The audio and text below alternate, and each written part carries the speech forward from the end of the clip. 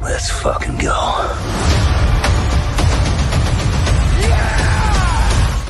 All right, boys and girls, it is time for NFL Pregame Party. Week 12 Tailgate. We're getting close. Well, we're getting really close to the end of the college football season, but we're past the halfway point in the NFL, and things are getting serious. I am ducked out in my Seattle Seahawks stuff today because we're playing for the lead in the division against Arizona today. So, yeah, I'm looking forward to it. It's good to be the king. John, how are you this morning? I'm doing good. Even with the loss, you're doing good, huh? Yeah. Well, yeah. We got a practice game today, so. Yeah, you do. You do. When I looked at today's schedule and I saw that, I actually looked at Rhonda and I said, "Who the fuck scheduled that?" That's just they won the Super Bowl and they're playing the worst team in the NFL. It's AFC sense. West versus AFC South this year, so they're playing the divisions are playing each other. So that's the schedule. Is that what it is? Okay. All right. We swept the NFC South. So now it's the Chiefs' turn. Now it's the Chiefs' turn to do it. Gotcha. Okay. All right. Knock, how are you this morning, man? Good. Yeah? Watched all the. Oh my goodness! Look at Keely Chow. Let's see. Is he coming in? Oh man! Hey everybody, good morning. We're gonna talk about it. Fuck Oklahoma. Fuck the refs. Fuck the officials. Let me tell you something. I ain't seen nothing wrong with the officials. Let me tell you something, Keely Chow. When you get beat by 3 touchdowns, it's not just the refs. That's not the refs. It's not the refs. You got beat, brother. You got beat. I'm sorry. And we'll talk about that. That's right. We hate the refs. So I mean, I don't say hate them, stand the refs. Some of their decisions suck. Like we admit when they're right. If it was, if you lost by a field goal or a touchdown or the final score should have been 24-10. Oklahoma. You're complaining about losing by more? Like wow. Get out of here. Okay. All right. Or don't get out of here. But Anyway, we also have to recognize in the chat, and I said I would recognize it if he was here, and he's here. He's not here. I said we'll watch later. Wait. Oh, let me check the times on these comments. Hang on. That was an hour ago. Oh, keep us honest. Well, if he shows up, we'll play it for him. But even if it's for 1 minute. The fan of the channel is here. Yes. Well, he was here. Now, if he shows up during the show, that's another thing. But Keely, look, man, the way my season's gone, I'll take that one, bro. I'll take my Oklahoma win. I was very excited about that. That made him bowl eligible too. It actually, Keely, what it did was it took the taste out of my mouth from the Army Notre Dame game, which is what I was really watching. I didn't expect us to beat Oklahoma. And then I was looking. I sent Joe a text. Hey man, look, Alabama could get upset. Yeah. Mm-hmm. And then he started spamming the chat with his Oklahoma Sumer with crap. Baker Mayfield flailing his arms. Yes, what's up? But anyway, let's get to it. Knock. What's up with college football? Let's clue them in. Yeah, I'm gonna speed through this. Really, I'm gonna try to make this as short as sweet as possible because I got some scenarios I want to go through. So okay, well, cool. I'm gonna go through the bigger games. Okay. Well, if you share it, I'll put it on screen for everybody. Oh, did I? I thought I did. I'm sorry. I don't see anything down there, buddy. But I'll be glad to put it up there. There we go. We're there. Very cool. All right, go, man. Do it. So first one would be UNLV at San Jose on Friday night. UNLV is like the smallest of hopes of getting that group of 5, but they're also in the Mountain West chance to get in the Mountain West championship to face Boise. So Boise right now, especially with the Army loss, is sitting pretty in that spot. So um, it's gonna be a pretty important championship game coming up in 2 weeks for them. One of the biggest disappointments of yesterday, Indiana couldn't hold Ohio State's water. Um, they went down the field and got 7-0. Great drive, great looking drive. Everyone was happy. And then Ohio State came back and then scored, and then Indiana went 3-and-out and tried to punt, and the punt got blocked, and Ohio went in, right, and it was just done after that. Basically, that's just a heartbreaker. It really is. So I have a feeling I'm not going to go too much in the rankings quite yet because I want to discuss that as well. So I'm going to keep speeding along, but that's kind of dashing for Indiana, but we'll see what happens. Yeah. Kentucky great made season this game for them. Yes. Yeah. Oh yeah. And they've got Purdue next week, so they're going to be 11-1. Yep. So Kentucky and Texas handled the business. It wasn't a crazy win, but 31-14. This was upset alert here. Minnesota almost got Penn State. Oh, I was rooting for. I was watching this game. Yep. But Penn State just pulled it off, got the touchdown with time, and Minnesota couldn't go down the field and get the win. The other disappointing outcome of the day, we were all rooting for Army. Army couldn't pull it out against Notre Dame. Yeah, they got the Navy treatment. Notre Dame curb stopped them. They out-armied Army is what they did. They ran it right down their throats. And Notre Dame tried their thing. They were out physical, and then they couldn't stop Notre Dame. Their defense had no chance against that talent that's in Notre Dame. So I don't know how good Notre Dame really is, but Notre Dame is looking at a home bid right now for the first round of the playoffs. One of the bigger upsets of the day, Oklahoma at home against Alabama.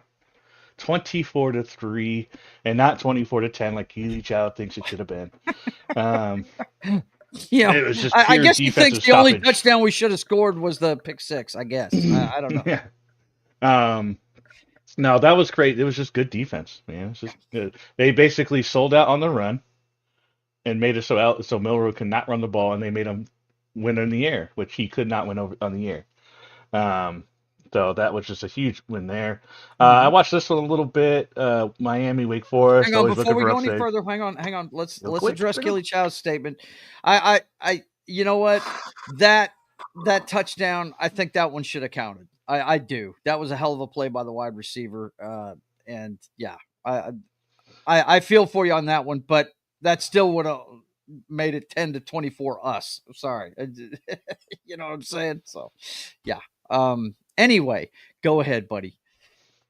All right. Wake Forest and Miami handled them pretty easily. Again, I'm going to go over the scenarios later. A big upset here, Florida over Ole Miss. Florida went after Ole Miss and got several turnovers at the end of the game to just Jackson Dart just. That was an under the radar upset. Yeah, for sure. Yeah. That was pretty cool.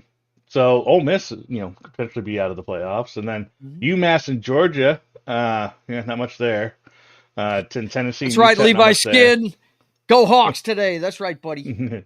Boise State had a bit of an issue yesterday. Only won 17-13 over 2-win Wyoming.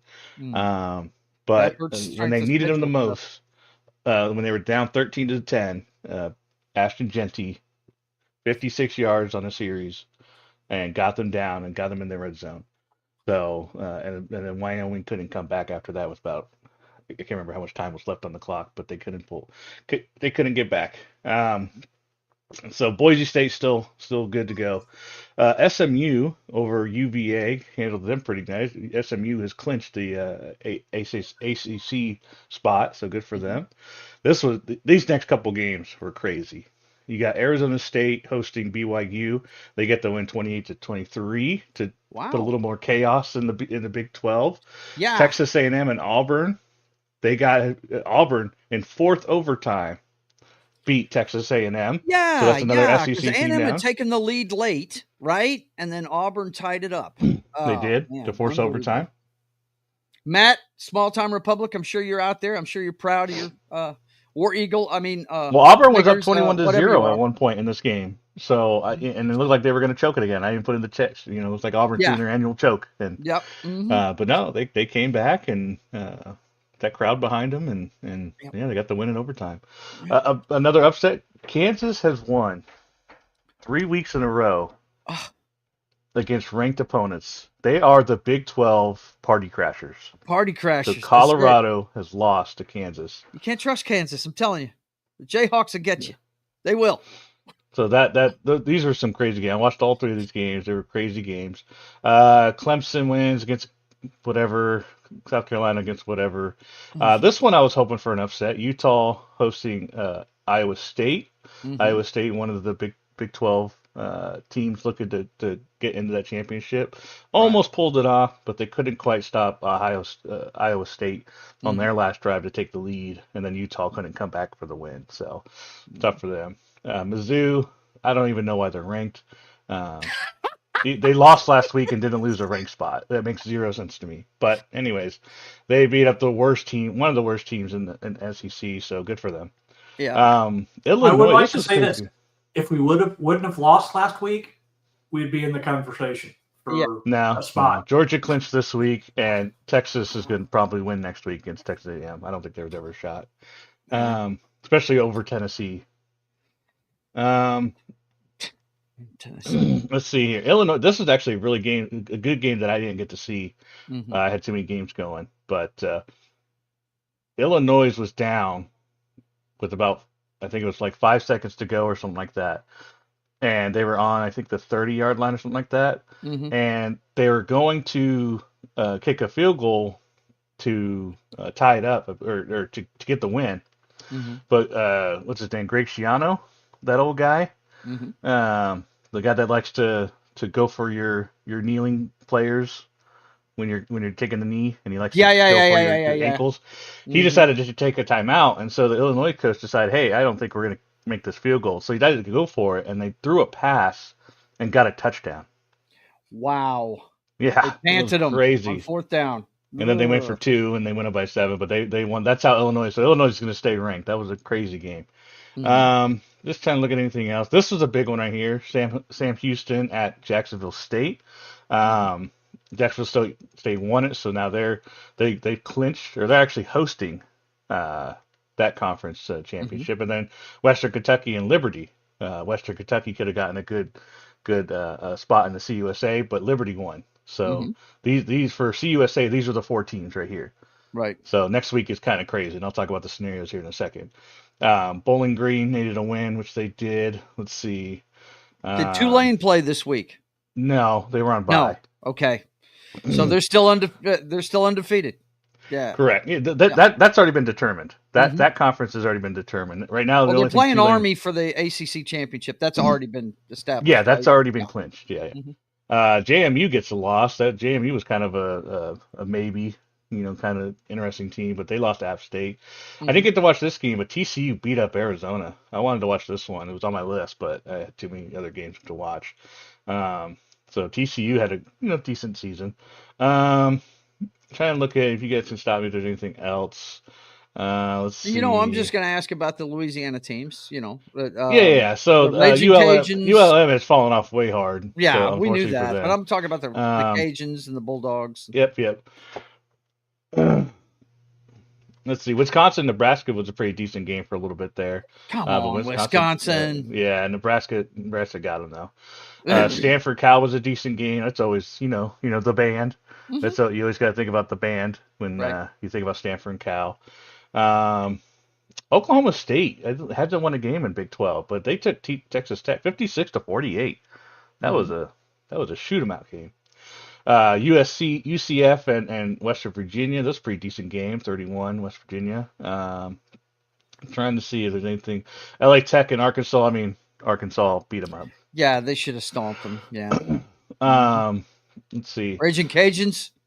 They beat Troy. Raging Cajuns. They are in a very well positioned to get that division. 51-30 over Troy. It was a pretty decent game. I had that one going in the background. It was fun. Let's see. In the Pac-2 Bowl, Oregon State gets the win. They are the Pac-2 champions, so this is pretty good. 41-38. It was a good game. It was a really good game. Let's see here. Looking at some of the Vanderbilt and LSU. LSU got the win on that one, so not bad. Marshall and Old Dominion. Marshall is trying to get the other division in the Sun Belt. So you got Louisiana. What is it? Louisiana's in the west and Marshall in the east. So those could be your potential Sun Belt championship game if they both win next week. So, talking about the University of Louisiana Raging Cajuns, right? Yes. Yeah. Okay. Gotcha. Cincinnati. I was curious about this game. Kansas State handled them. Let's see. USC gets a win over UCLA. This is pretty big for the Mountain West. Colorado State was undefeated in the conference play, but lost to Fresno State last night. I didn't get to, this was a late game, so I didn't get to see it. Another Bulldog team. Another Bulldog. So yeah, that's the games for this week. Gonna try to take a quick look at next week. Yes, next week is that's the capper, right? This is the last week. Last week. Yeah. So before I go too far into that, let's go over to my right side here, and you can actually see. Hold up a little bit. There we go. Right side here. Of course, you could pause and look at it later, but I kind of want to go over the conferences as they stand right now. Right. So you got ACC. We'll start with the Power Four. You got ACC right here. You got SMU, Clemson, and Miami. So SMU is clinched. They are in the ACC championship. Right. Clemson needs to win and a Miami loss, and then Miami is winning in. So those are your Miami three scenarios. controls its own destiny, and they're Miami playing good controls this its year. own destiny. Yes. So and they could Clemson leapfrog Clemson. Yep. Because Clemson's already done. Clemson already has finished all their games. They're finished. They're and then Miami and SMU have one more they're game. Rooting even for if the SMU team loses, that's playing Miami. Yeah. Now SMU, of course. Now this is the great thing about the college football playoffs is SMU still needs to win next week because they still need to get a higher rank. They still need to stay high in the rankings, the actual college rankings, right? Because that's what matters for seeding for the playoff. So, just because they clinched this spot doesn't mean they don't need to play next week. So it's not a bye week for them. They still need to get that there. Big 12 is awesome. Yeah. Basically, everyone is 6-2 right now. The top four teams. Because Colorado lost, BYU lost, Arizona State won, Iowa State won. So I looked this up, and from what I saw, if a four-way tie occurs, if they're all 7-2, Arizona State and Iowa State would advance to the title game based on tie-breaking rules. Tie-breaking rules, yeah. So that's going to be interesting to see who wins next week and who doesn't. So keep that in mind. Big Ten, Oregon clinched the spot. We got Ohio and Penn State as the two that are looking to First year in the Big Ten, Oregon has locked up. Ohio State winning in, and then Penn State win and an Ohio State loss. Okay.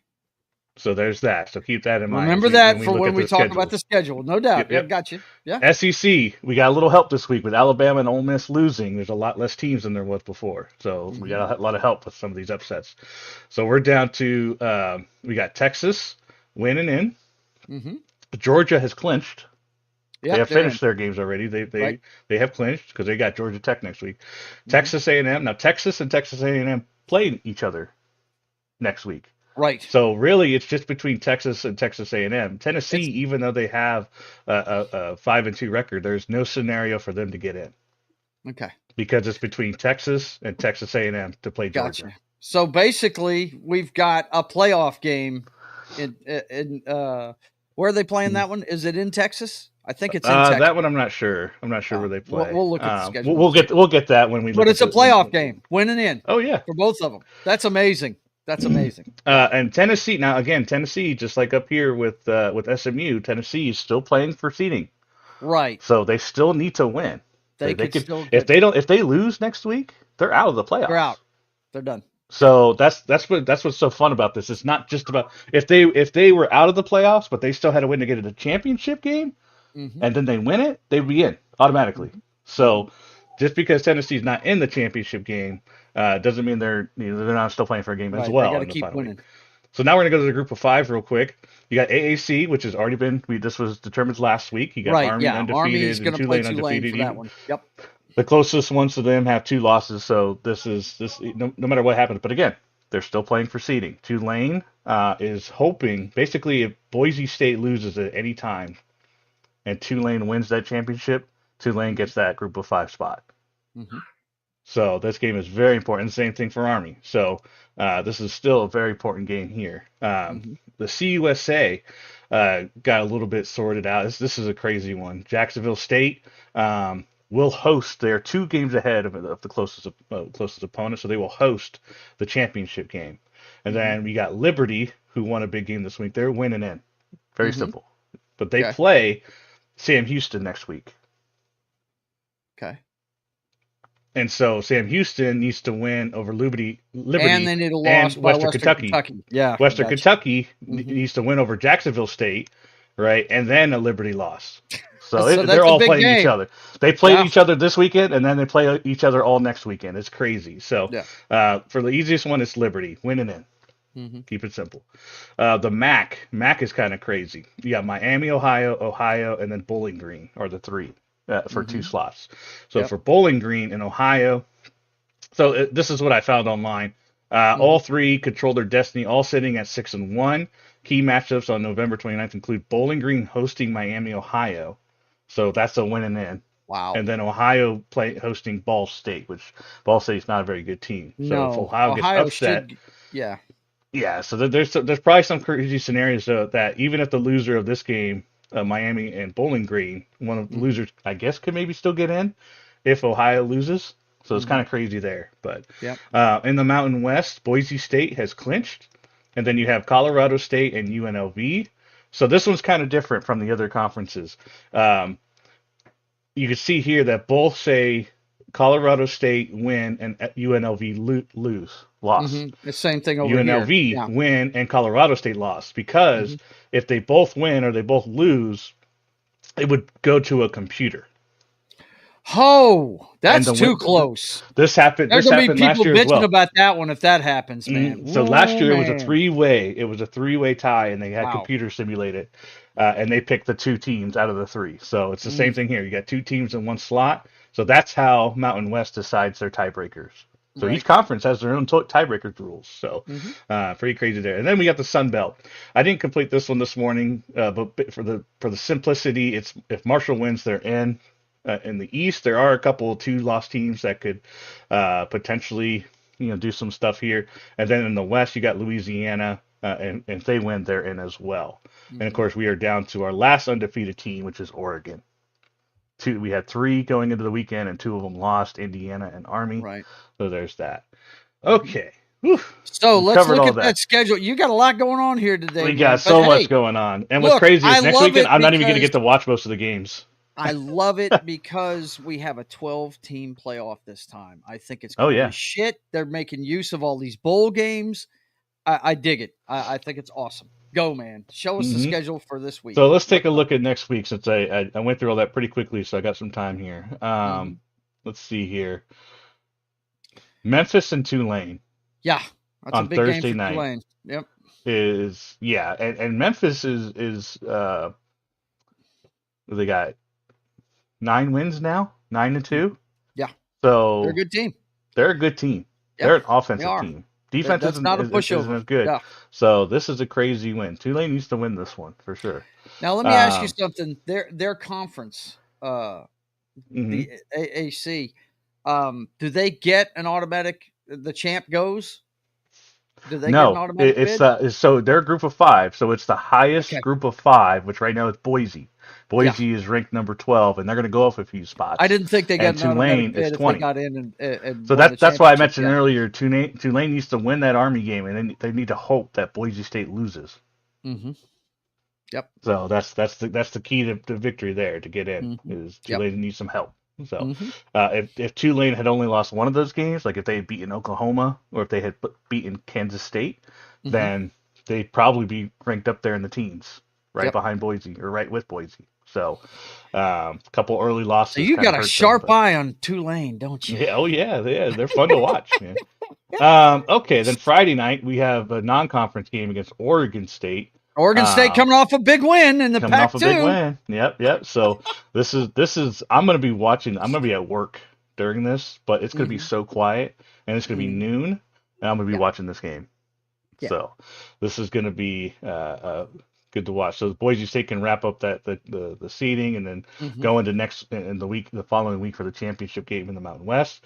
Right. Oklahoma State, I guess, haven't won a game in the conference yet, and they're going against Colorado, so not much to see there. I mean, Colorado should handle it, but we'll see what rank Colorado gets. It's always good to see the Cowboys get the shit kicked out of them. Go, Colorado. Go. Minnesota and Wisconsin might be a fun game to watch. It's Big 12 matchups, so that's always good. Miami, Ohio, and Bowling Green. This is going to be a big game for that conference. We mentioned them earlier. They're at the top. So whoever wins this one is in their conference in the championship game. Yep. And the same thing here for Ohio. Ohio needs to win this game against Ball State in order to get in. If they lose, it doesn't matter what happens in the Miami. I think, I haven't confirmed that yet, but I believe that is the case. So we'll have to see. It might depend on who loses. So we could see this game twice in a row. We could see it twice in a row. Well, I'd say twice in a row. The Army-Navy game is after this week. Well, actually, it is. No, you're right. You're right. Yeah. It's the wrap-up of the conference. No. The Army-Navy game comes after the conference. Is it after championship week? It's after. So championship week is the one after this, and then the Army-Navy game, and then we start the playoff. Okay, gotcha. Go. Let's see. Liberty and Sam Houston. I mentioned that one earlier. That's a big one. Sam Houston needs to win, and they need Western Kentucky to win. Yep. So this is a big game here. Let's see, Texas State and Southern Alabama. This is a small chance Southern Alabama still has because they beat Louisiana earlier, so they're sitting behind them. So there's a small chance for this right here. So kind of a decent game there. Let's take a look. Georgia Tech and Georgia is going to be a good game. Yeah, Georgia's not crazy this year. They're not the crazy dominant of yesterday. Their quarterback is shitty. I'm sorry, guys. You just have to call it the way I see it. And Georgia Tech is winning. What do they got? I think they're 8 wins or 7 wins. Yeah, they upset somebody this year. Look at their schedule real quick. Yeah, so they I know you've got it blown up. Just there you go. Yeah. So they're 7-4, but they just come off that win with NC. They beat Miami. Yeah, they beat Miami, but there was another one it was Florida State. They beat Florida State at the beginning of the year. That was a bigger upset than we thought. We can't really count that one anymore. No, we can't count that one. You're right. You're absolutely right. Okay. But yeah, so this is you can't look around this. Now, again, Georgia needs this win because they need to stay in the seedings. They have clinched their spot. That's the most important thing. And what I love about this year is that this isn't a game that they could do, rest some players or stuff like that. They still need to win. Because the rankings, we still have a final rankings to do. So Georgia needs to win this game. Let's see. Florida and Florida State, it's rivalry week. So, Florida is trying to get a bowl game. So at least, are they trying to get a bowl game? I can't remember if they get it or. Okay, no, they got their bowl game. They got their bowl game. Okay. Oklahoma's the one I'm thinking of that need to win another game to get bowl. No, they got the bowl in that one. I don't know who I'm thinking about. Anyways, the game, as they used to call it, Michigan at Ohio State. Yeah. Probably not going to be as good as it's been. Unfortunately, Michigan is not crazy good this year. So, Tennessee at Vanderbilt. Now, got to watch out for this one.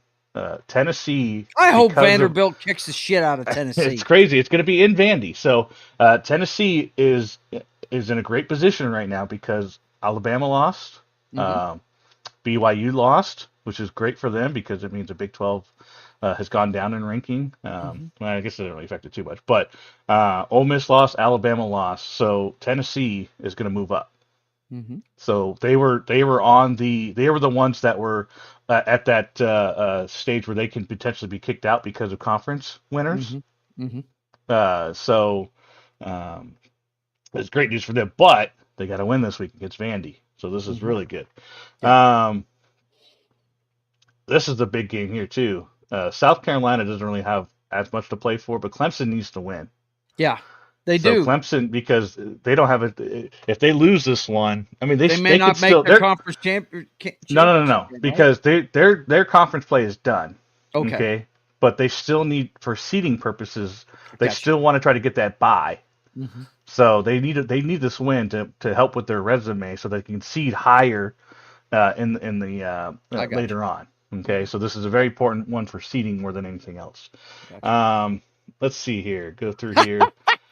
Keely Johnson's Yeah, he just hates both everybody. Tennessee and Vanderbilt. I hear you, bro. West Virginia and Texas Tech. This might just be an entertaining game right here. Mhm. Yeah. Any Big 12 game really. It's just must see. Kansas and Baylor. That's another. If you just want to watch good football games, these are probably going to be very entertaining. Yeah, they are. Louisiana and ULM. That's I don't not see going to be an Louisiana entertaining game. losing that one. Yeah. Let's see here. Notre Dame and USC. We'll see what happens here. I don't think USC has enough. I like upsets, Notre but Dame, I just refuse to root for USC. So fuck them. Go Irish. Beat the and shit speaking out of upsets, we have Auburn and Alabama. Alabama's going to come out pissed and stomp the shit out of that team. Yeah, it's possible, but Auburn's pretty decent. Or they played very well last night with that defense. They did. Yeah. So, they gave a lot of points, but still, they can if they take what Oklahoma did yesterday, then we'll see what happens. They got the blueprint. Yeah. So, Miami and Syracuse. I don't think they have the players they have on defense though to do it. So this is an interesting game. Again, Miami needs to win. So, and Syracuse has Kyle McCord. Syracuse has had a pretty decent year. So this could be an upset alert right here. We've got Cal, SMU. SMU is in that top spot right now in the ACC, so still need to win. Yeah. And you got Arizona State trying to keep up in that conference in the mess that is the Big 12, so they need to win over Arizona. It's amazing what happens when you take the two big dogs out of a conference. Oh yeah. Let's see. What happens if you take now Oregon, Ohio, and Penn State out of Big 10? Right. Yeah. What craziness that would be. That would be craziness. Yep. Let's see here. Again, we talked about this: Jacksonville State and Western Kentucky. Western Kentucky, or excuse me, Jack State, has already clinched the spot, but Western Kentucky really needs this game. So this is an interesting one here. Jacksonville State doesn't really have a shot in the college football playoffs, so I don't know if you would say this is a resting game for them. I'm kind of curious how they're going to play this game right here, because they have probably like a 3% chance in the playoffs, kind of to even make the playoffs. So, we'll see about that one.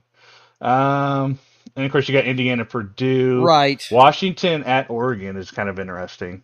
Washington's not bad this year.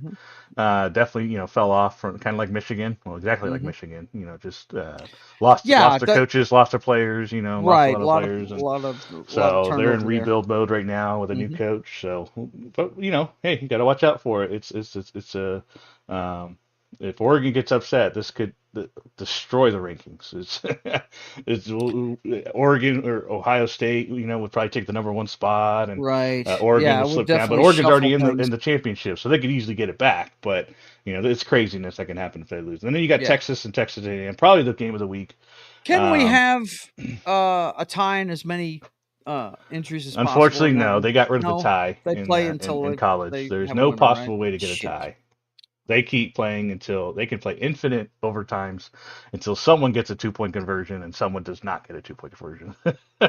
Basically. Kansas State and Iowa State. This is really interesting. Kansas State can play spoiler to Iowa State. Kansas State is kind of on the fringe there. They got 3 losses in the Big 12, so I don't know. They're not the Jayhawks. Really they'll lose. Kansas the Jayhawks. If it was the Jayhawks, I'd be scared. But no, Kansas State just whomped some teams this year, so they just lost too many. But that's a big game for them. UNLV needs this game to win. Marshall needs to beat JMU to keep their spot.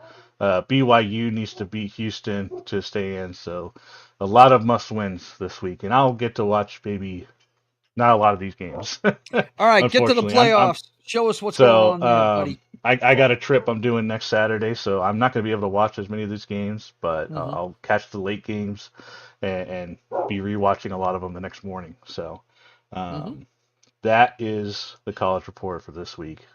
A lot of stuff going into the final. You don't have the current playoff picture? You don't have that? Oh, you know what? I actually do. I pulled it up and I forgot I did.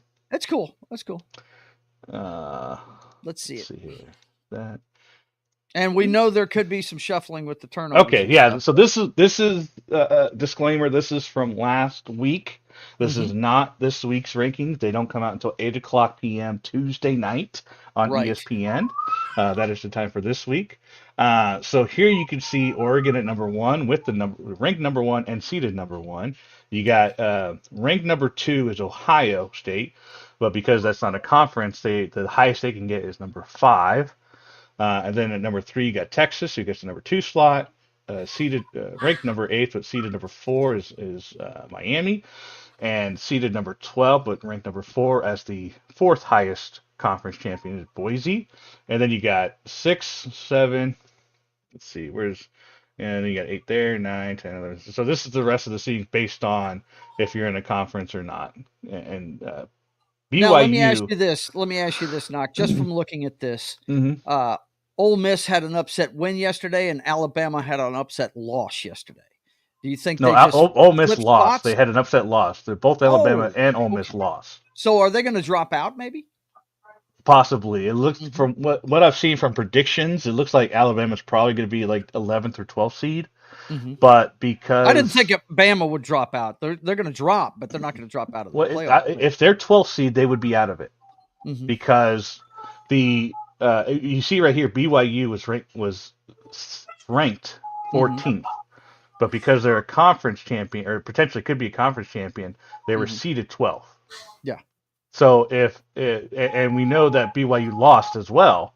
Arizona beat them, so Arizona's probably going to take that seed right there, but they're going to be ranked. Arizona State will probably be ranked like 17th, 15th, or 17th or something like that. Yeah. But they would knock out the 12th ranked team because the conference champion automatically gets that spot. Right. Gotcha. So Alabama could still be out of it. But do you think Ole Miss will drop out of that picture? Absolutely. So we have you don't see Tennessee on this list. Tennessee was the one that was first out. So Tennessee is going to move up and go onto this list. We got to figure out what's going to happen with Indiana. Indiana lost, but they lost to Ohio State. Their magic season ended yesterday, and wow! But they lost to the number 2 team in the country. Now they got destroyed. There you go. But they did lose, and it was in Ohio State. So, but they have like the 102nd strength of schedule, so they have a terrible strength of schedule. So we're gonna see how far Indiana drops. There's a chance that they'll stay. I don't know who do you say is better, Alabama or Indiana? It's pretty much what the question's going to be. Oh, that's tough, man. So because I think if you decide that one is better than the other, then that one's the last one in. Strength of schedule, I'd give it to Alabama though. I mean, so that's what you can decide. That's good. I think that's going to be the biggest controversy this week is how do you rank this loss between Alabama's 3 losses and Indiana's 1 loss to where they got destroyed by Ohio State. That's going to be the crazy thing this week. So Boise State has pretty much not completely, but they have hardened their 4th seed spot, which is a bye week. This means they would get a bye week, which they need because Genty is kind of beat up. We used him a lot. He's watching you, Tulane. He's watching you. Yeah. Well, even if Tulane wins out, they can't pass Boise State, I think, at this point. I wouldn't think, anyways. Yeah. Because Boise State only has 1 loss, and it's to Oregon State by a field goal. Yeah. So, that's still impressive. And they got to win over UNLV. The top 3 look like they're going to hold, but flip. But I don't know. You got Miami that's got a big game this week. They against Syracuse, so that's an upset possibility. You got Texas playing Texas A&M, so that's going to be a huge game. And then Oregon's got who they got? Washington, isn't it? Washington, that's right. Yes, thank you. So not easy. That's a rivalry game. That's a rivalry game. It exactly. is. So those 2 states that do not like each other. It's a big game. It used to be a big one in the Pac-12. Now they're the Pac-2, and that's a rivalry game right there. So we still have some potential upsets in here, but I think Tennessee is in now.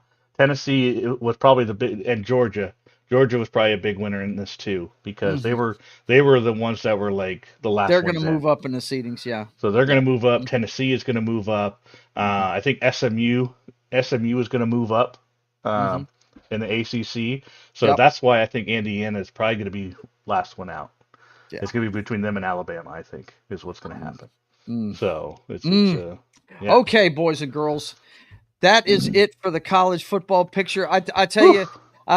Great day yesterday at college football. I checked in as much as I could. We were at a vendor market. My body is just racked with soreness from loading out and loading in for the show yesterday. And we had a good time. But of course, the big things that I noticed yesterday, I hated it for Army. The highlight of that game for them was the goal line stand early to keep it at 14-7. It ended up not mattering, but it didn't matter in the wash. They just unloaded on them after that. But remember this name, Stutzman for Oklahoma. He's going to play on Sundays. That guy, he played his ass off yesterday against Bama. And it was good to see, as an Oklahoma fan, it was good to see a defensive win, because that's exactly what it was. They played some dominating defense. Bob Stoops would be proud, no doubt, of what they did yesterday. So, what are your takeaways, Knock? What do you think? I think we need to fix the storming the field issue. Yeah, you mentioned that yesterday, because at the end of the Bama Oklahoma game, they stormed the field with 28 seconds left, and I was like, premature. What are you doing? Let the clock it also hit happened zero. in the Arizona and BYU game. They had to waste 20 minutes getting off the field because now this was crazy. I didn't mention it during the game because I was trying to go fast, but Arizona and BYU. Arizona had the ball on the 3-yard line, second down, 3-yard line with about a minute to go. And BYU had one timeout. Instead of going for the or they ran out of timeout, something like that. Instead of going for the touchdown, the Arizona State coach decided, instead of doing that, we're going to try to take as much time off the clock by running backwards. And it worked out so that they tried with like about 10 seconds or 7 seconds left. They had the ball on. They went back so far that they were all the way at midfield, right? Trying to chew the clock instead of giving it back. It ended up that when it was 7 seconds left, it was third down, third and forever. Obviously, they instead of doing a punt and mishandling that, they decided to have the quarterback throw a long ball. Well, it didn't hit the ground fast enough, and there was still 1 second on the clock. So BYU got the ball at midfield with 1 second left, but the crowd had already stormed the field. Yeah. So they had to waste 20 minutes getting them as off the field as they could for BYU to get one last chance, all because this fuckface coach wanted to go with statistics. I don't know what fucking statistics he was going with, but he basically gave BYU the ball at midfield with a chance for a Hail Mary. Now, it failed, but I don't know what statistics you go by. When you have second and goal... Did it drive you crazy? It was insane. I mean, this is the weird... I don't know that's the problem. I don't know what statistics he was going off where you give the ball instead of... Because they drove down the field easily, and it was second and goal on the 3-yard line. And instead of just punching it in and going up by 2 scores and not even making it a question, he decided to try to waste clock for some god-awful reason. And literally gave them the ball back at half field. Even if they had gone 4 and out on the goal line, the other team would have gotten the back with maybe 15 seconds on their own 3-yard line. So what the hell? You understand? No, this is different. This is different. You're talking about analytics. He was saying something about statistics, which, like I said, I don't know what fucking statistics he was going off of. But he literally almost cost his team if that Hail Mary had been successful for BYU, which would have changed their season because they lost, so now they're not in control of their destiny. That would have been the biggest, what the fuck are you doing in the history of college football? In the history of college football. I hear you. What an idiot. Hopefully he never does it. He's a young coach, a very, very young coach. So hopefully he never does that again. Just score the damn vote. You had your guys. You won the game. Just score. Just score or try to score. And even if you don't get it, they have to go 93 yards. That's way better than a Hail Mary that you ended up giving them. Absolutely. Ugh, idiots. All right. That's it for college football, boys and girls. Because if we continue, Knock will take up the whole show talking about this one subject. I tried to end it early. You're the one that extended it.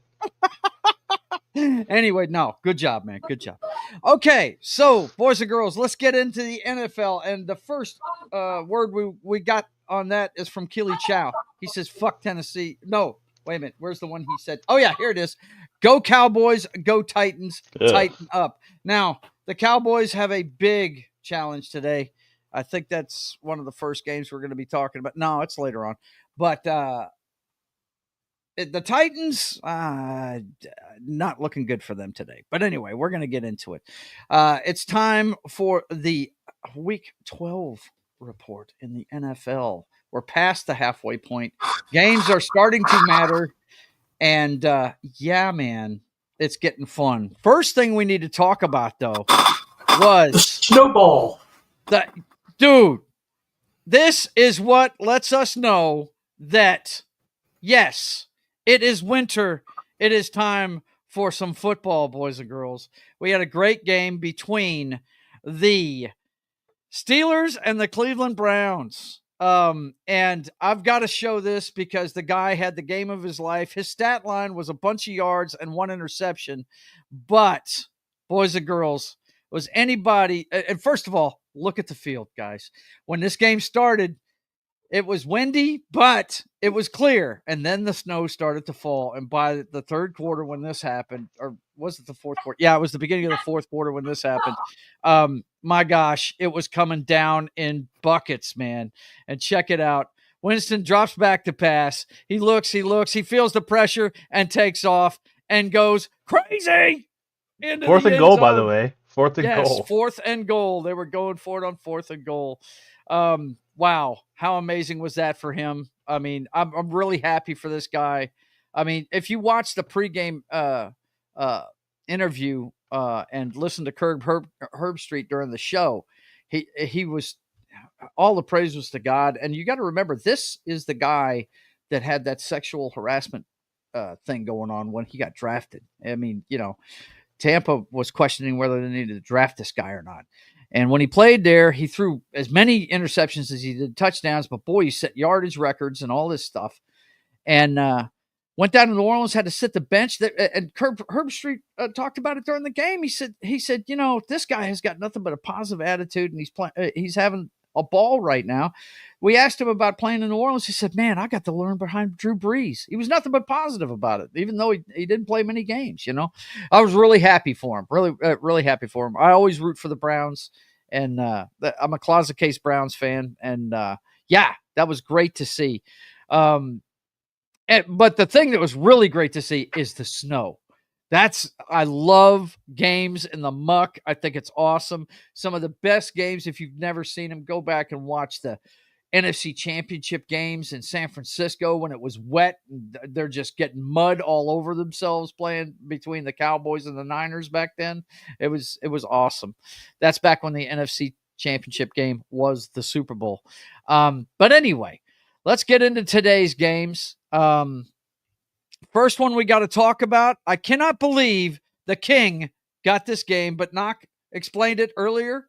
They're playing the punching bag that is the Carolina Panthers today in Carolina. They are on the road, but they get to get right today, and they need it. Is there a home field advantage in Carolina right now? I don't think so. There's probably going to be a sea of red there. If there's a sea of anything. I mean, the last game I watched in Carolina, there was a lot of empty seats in that stadium. Yeah. You got to imagine there's going to be a lot of red in those stands because the tickets are so cheap. It's like, why not go to this game? Yeah.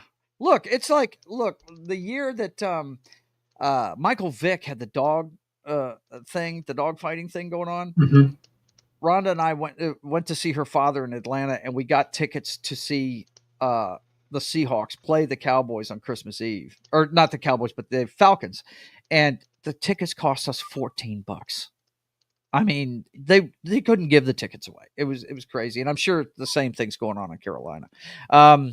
Thoughts on this one? It's your team. Tell me what's up, man. You going to get right today? Oh, yeah. Yeah. I'm not sure he's playing today, but we just picked up a new left tackle. Okay. And he's going to be much better than the rookie and Wayne Morris that are letting that the other team through all the time. Yeah. You guys getting beat up a little bit. He is. Yeah. Yep. Mm-hmm. Well, I had to take out I temporarily taken out Kareem Hunt before it was announced that Pachenko is not active for this game. Yeah, so he's I put coming- Hunt right back in my I'd lineup. sit him for another week, wouldn't you? I mean, Not if yeah, Pachenko's get him, back. right? Once Pachenko's back, Hunt is going to be irrelevant. Well, what no, I'm saying, they're going to do the 1-2 Fantasy punch. wise, fantasy yeah, wise. I understand, and I'm talking real world. I would sit him for this game and make sure he's 100%. Yeah. Yeah, he is. He said he wanted to go 2 weeks ago, but But he is inactive for Pachenko's inactive for this game. I don't think that, as far as the game goes, it's not not relevant. Yeah, because they're going to win whoever's in the back there. Yep. But yeah. Okay, well, let's. And I think Bryce Young is. I don't think Andy Dalton's back yet, if I'm not mistaken. Bryce Young's going, but you gotta call it the way you see it. He's playing better. Since he came back off the bench, he's playing better. Now the team on the whole is not playing better, but he is actually making his reads and getting rid of the ball fast. And so I have to ask, what if the Panthers somehow pull this off? No. I just can't see it. If it happens, if it happens, yeah. I mean, you have to. I don't think anybody's close enough in the division to threaten these guys, though. Or are you guys? Yeah, you are. I guess the Chargers. No, we're 4 behind. Okay, but the Chargers. The Chargers are closer losses, than we are. Chargers are 2. I think they have 3 losses, right? They're 7. Chargers have 4 losses, I believe. Do they? Yeah. Or 3. I don't have my list in front of me. Let me take a look. I think they're on a bye this week. No, they're right here. They're 7-3. No, Chargers have the Ravens on Monday night. Yeah, and they're 7-3. They've got 3. 7-3. Okay. Yeah. Mm-hmm. Yeah, that's what I was trying to say. They had 3 losses. So yeah, if Carolina pulls this off, yeah, it puts things in play. Have you guys played the Chargers twice already, John? No, we just played. I don't think they played them once. Yeah. We'd have to look at the schedule, and I'm not bringing that up right now. Nah. But look, we're talking about this game too much. Look, the King True. is going to win this week. Okay, I'm sorry, it's just going to happen. Here's a game that's very interesting to me. Which Chicago Bears team are we going to get? If I don't know, I just think Minnesota wins this one just because of defense. Tom Flores, he was not a great head coach down in Miami, but he has proven to be a very good. I personally beg to differ on that one. I don't know how you get fired with an 8-8 squad, but you know. What is it now? I'm sorry. You're talking about Flores. I think he did a great job. He was one of those controversial firings that no one saw. Yeah, true. Yeah. I'm just he did not deserve to get fired at all. Hey, look, you got to look at the whole package. Okay, maybe he didn't deserve to get fired, but he brought the heat on himself too. Okay, if you follow a team, he let his mouth get himself in freaking trouble too. So, but one thing's for sure, he's a defensive, not genius, but he's a really good coordinator on defensive side. And Minnesota's been able to pressure quarterbacks, and that's the problem with Caleb Williams right now. He's having to, I don't know if I haven't watched him too much. You've probably watched more than me. Knock, is he holding the ball too long, or are they getting after him? Just not accurate. Okay. I don't know. He can't. He's got good receivers. He just doesn't get him the ball for whatever reason. Okay. Well, we'll see today. I give Minnesota the edge. What do you guys think? Knock. What do you think about this? I'm going Minnesota. I think just because of the defense. Look, Sam Darnold, all he has to do is not fuck up. The way that defense is playing, just don't mess it up. He's Trent Dilfer in the 2000 Ravens. Don't mess it up. That's all you got to do. John, what do you think of this one? I'm going with Vikings. Yeah. I mean, yeah. Yeah. They could win. Caleb's had good games this year, but it's only 4 of them. And actually, one of the wins they had, Tennessee gave him, and he didn't even throw a touchdown pass in it. The opening day, the one I constantly bitch about with that idiot that plays quarterback for the Titans. Oh, my God. Anyway, let's see what we got next here. Speaking of that idiot at quarterback for the Tennessee Titans, they're going to Houston today to play the Texans. Yeah. Defense is really good for Tennessee, and the Texans have had some problems over the last 3 weeks, but they got healthy last week with a very good showing by Mixon. So I think they're going to lean on him a lot. And Knock, can we say enough about Nico Collins being back? Yeah. What do you think? I mean, yeah, it looked like for a minute there, Stroud was running out of weapons. We were like, he had at the start of the season, he had all the best weapons in the game, and then he started losing them all. They were dropping like flies, and then we saw who the most important was of that group was, and that's Nico Collins. And just now Nico Collins, man. I don't know. I just give it to Houston today because I just don't trust. Just like last year, this is a team that you don't want to play in the playoffs. Yeah, for sure. Who you got in this one, Knock? Texans all the way. Yeah. What about you, John? Yeah, last week he started to show signs of being the rookie that he was last year. And Stroud, I think Stroud's going to continue. He's got his weapons back. That it's going to be the Texans. Yep. Okay, let's look at the next one here. I got to turn this ticker off. I forgot I had that going. Let's see. What is next on the agenda? Here it is. Oh, man. The best team in football, right, baby. It could be, but I doubt it. Could be, but I doubt it. Well, I'm looking like a 42-28 kind of game, right? Yeah, I think the Colts are going to score in this. I think. Yeah, but it's not going to be enough. Right? High scoring, but not enough. Would you agree that it was a good move to bench Richardson and humble him a little bit and let him know he needs to focus on stuff a little bit more? Oh, I mean, absolutely. he looked decent last week. He did. I think sometimes these guys need to be checked every once in a while. You know what I mean? I mean, your starting spot is not guaranteed. You have to play well, right? I do cringe every time I see him run for a touchdown, though. Yeah, but boy, it seems like every time he does, he sacrifices his body, and then he gets knocked out of the game. But he's so big. Did you see what he did to that corner? He came up on the goal line, tried to take him on. His head went back like a Pez dispenser, man. He just friggin' nuked that guy. My problem is when he does that to a linebacker. Right, I understand. Yes, I know exactly what you're talking about because he's one of those plays away from being back on the bench for half the season. And he did that. He did that twice last year, and they were both for touchdowns, and they both knocked him out of the game. One of them knocked him out for the rest of the season. So yeah, I don't know. I'm more of a stop doing that kind of guy. Right, I hear you. Because it's literally happened before, and the more you do it, the easier it gets to happen again. Start playing from the pocket, man. Start playing from the pocket. But, and he looked good throwing the ball last week. He was throwing it on time and stuff. It's clear that he started studying a little bit. You know what I mean? And just keep it going. But I don't give him a chance today. They're playing the hottest team in football. They're playing. Look, me and Rhonda were talking about this morning, and we saw this matchup, and she goes, yeah. As long as their head coach doesn't screw it up, the Lions should be able to go all the way, And I said, you know what? That just makes them the Niners from 3 years ago. You know what I mean? Just tough as nails, beating people up, but their head coach is going to be the one that stops them from doing things. I hope that's not the case, though. And a lot of people love the way Dan Campbell will go for it in his own territory, but it drives me nuts, man. It drives me absolutely crazy when he does this shit. Yeah. And, if that's great in the regular season, I hope he learns his lesson in the postseason, though. You know what I mean? Some of those decisions down the stretch. It only happened in one game, but not many teams can throw 5 interceptions and still win.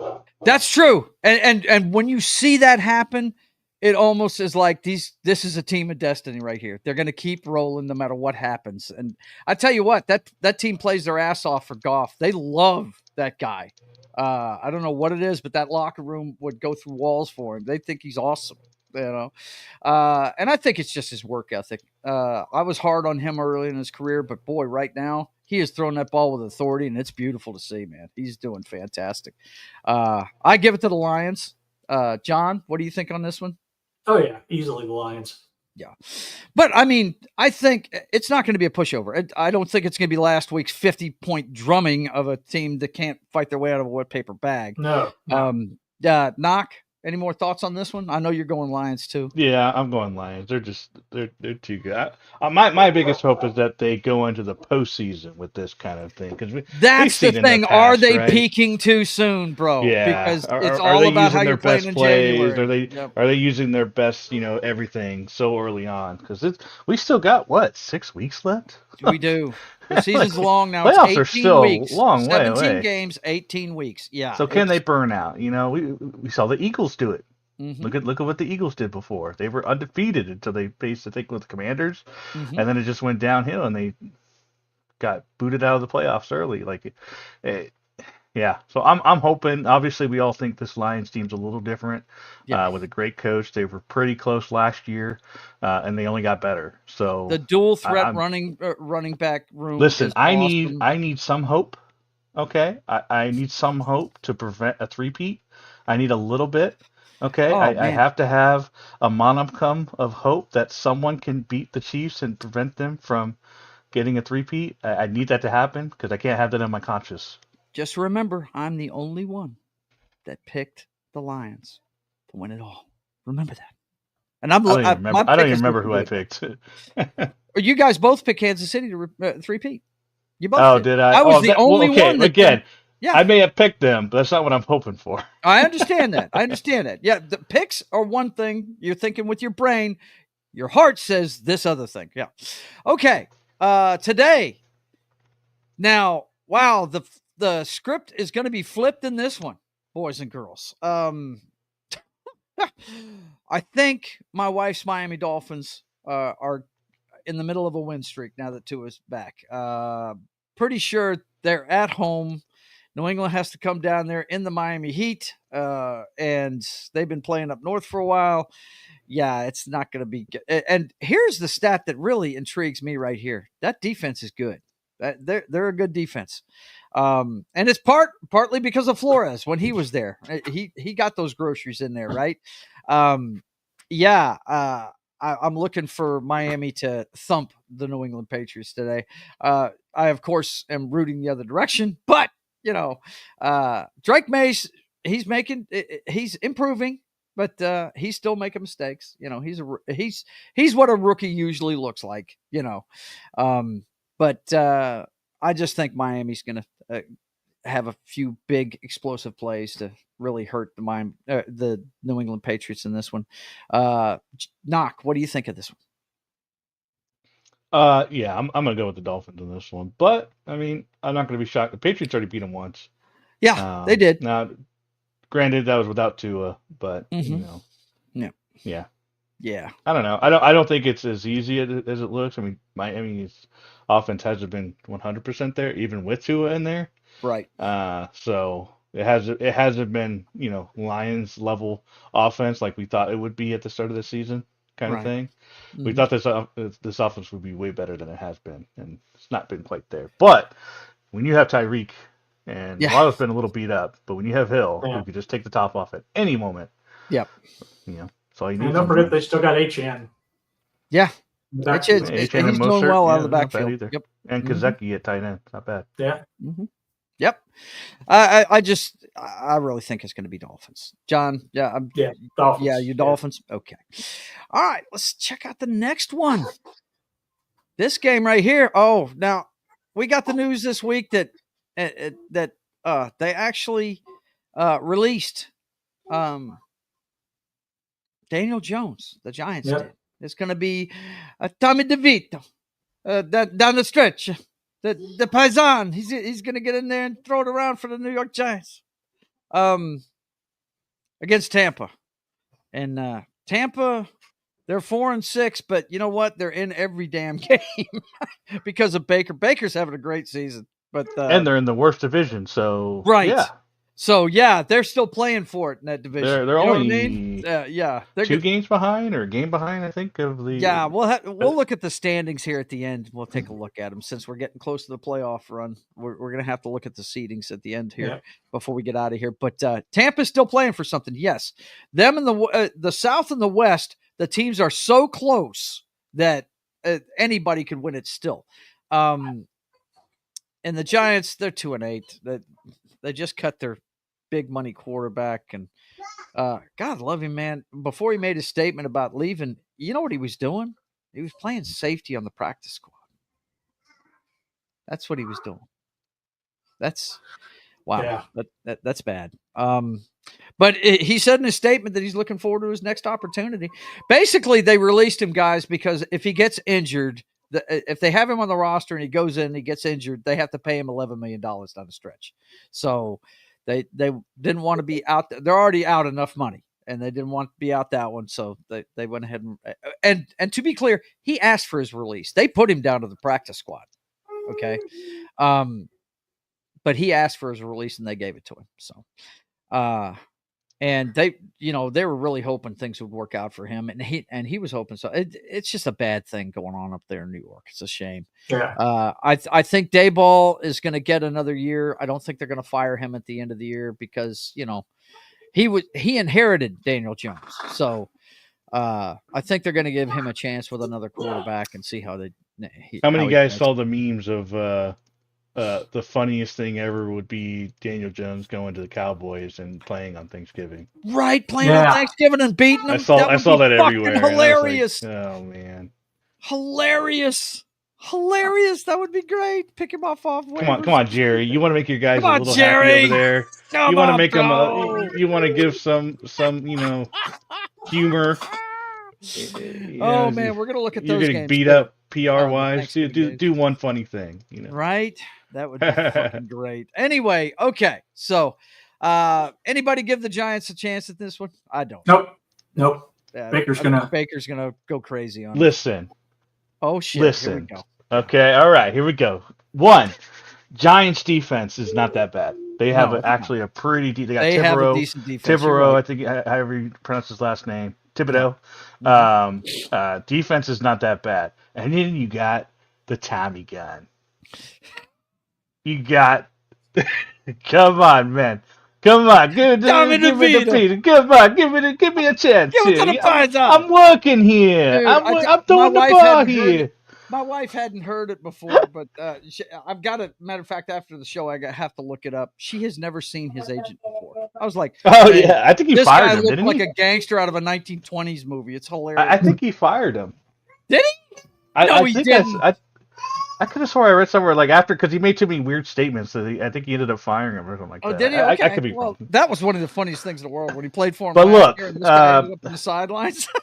Buccaneers have lost 6 games. Okay, so I mean, I'm not going to put this one out of the realm of possibility. I'm picking the Buccaneers, but if the Giants can force them to make mistakes, and Tommy's done it before. He came out in the first game. You do all this. What tape do you have on Tommy from this year? None.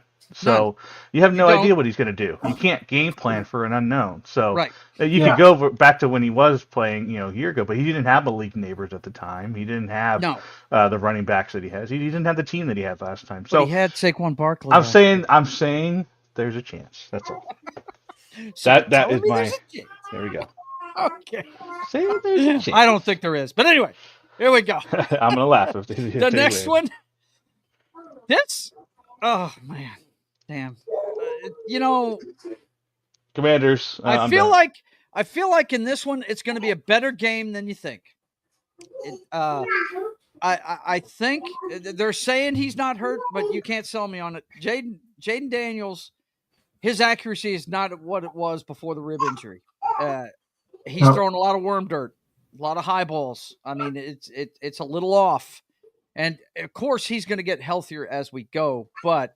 Is he playing through an injury he needs to rest totally? That's my question. Of course, you got Cooper Rush and the Cowboys. We've detailed the fall of the mighty Star. It's a bad situation. They haven't won a home game this year, but they're on the road this time around. This game, traditionally, you throw out the records. Mike Tyson has put up a better fight in Cowboy Stadium. Yeah, in Cowboy Stadium, but we're not in Cowboy Stadium. We're at FedEx Field this time. And these these division games in the East, they like to beat their opponents, their division rivals on their field. So I think this game's going to be better than advertised. And you see here that offense of the Commanders is ranked second, but for a couple of weeks now, they've been putting up nothing but field goals. And I think it has to do with Jaden Daniels' injury. We know he needs more weapons. That's just what's the one wide receiver that's been there for a while that's really good? What's his name, Knock? Which team? I'm sorry? The Washington. The really good wide receiver they have. McLaurin? McLaurin. Yeah. Who's the number 2? I mean, do they have a number 2? They need more weapons for this kid. Curtis Samuels, I think, is still there, or did he go to a different? I can't remember if he's still there. I think they've still got Samuels.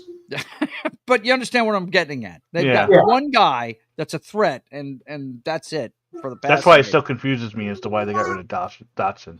Yeah, earlier they traded to the Eagles of all people. Mm-hmm. Right. I don't understand trades in division. I mean, the Giants letting Saquon Barkley go to the fucking Philadelphia Eagles. They just doomed the entire division looking like right now. You know what I'm saying? So I've never understood that. But I made my pick on this one. I said Washington because they're the home team, but don't be surprised if the Cowboys jump up and bite them.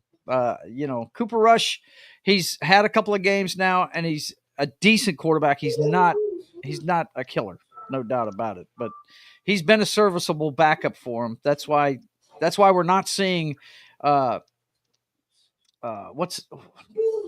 that guy's name they got for San Francisco that's sitting in the third spot?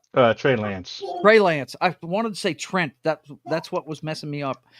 Trey Lance. That's why we're not seeing him, because Cooper Rush is more effective than he is. So, what do you think, John? You think the Cowboys could jump up and bite him, or you think it's going to be Washington a walk?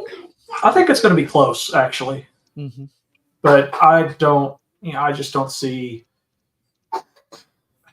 I mean, they've got the geriatric crew running the ball for them. They do. That's their whole problem all season, right? They have no running game. They don't.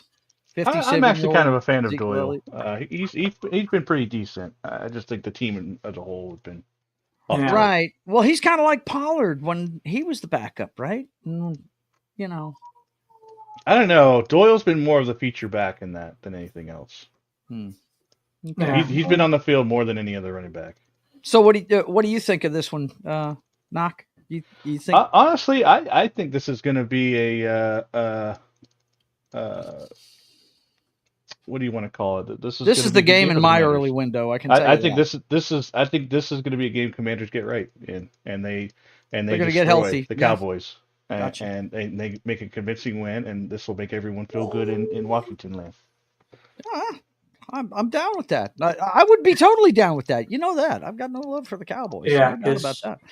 Yeah, because Washington as a Washington D.C. as a whole is feeling rather down.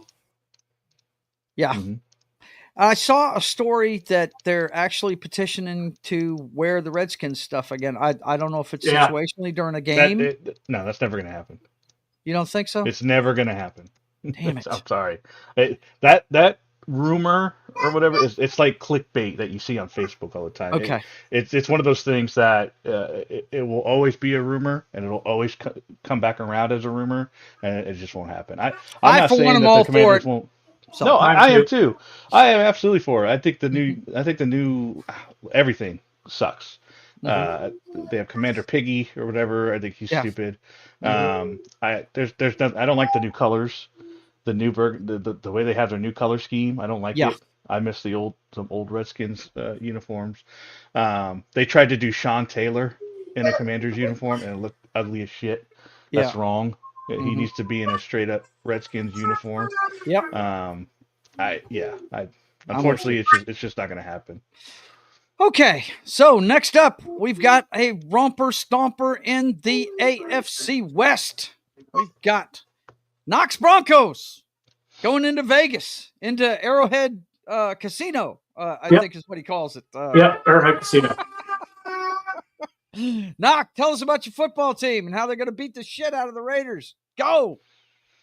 Well, Nick's played his best game. He is actually in the competition officially now for Rookie of the Year. Yes, he is. And he can continue this run against I think our biggest thing is going to be Max Crosby.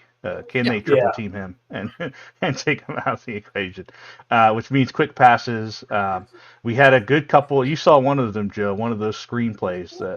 My God, there was two of them in those games. I texted him during the game. I was like, "This is Sean Payton football. He's killing him with the screen." It's going to depend. Can we run the ball? Which is what we did. We didn't go crazy on the run game, but we did enough. We got 5. We got 10, 6 yards. We got more than 2 yards, and And then Bo Nix was just the master on that field. He was I think he had what like a I 140 like about rating or Nix something the like that. most, man?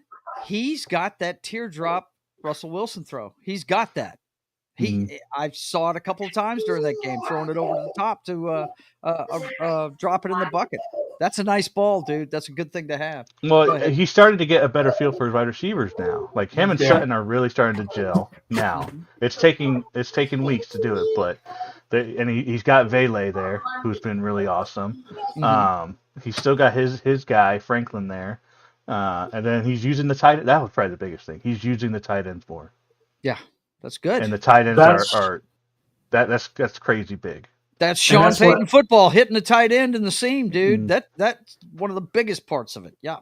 That's what hurt us in our game the most was those tight ends. They started doing that a couple weeks ago, and it's been big for the offense. So I think we only had like 2 3-and-outs in that Falcons game, which is massive for us because we would have 10 3-and-outs in a game. Yeah. Like, it was ridiculous.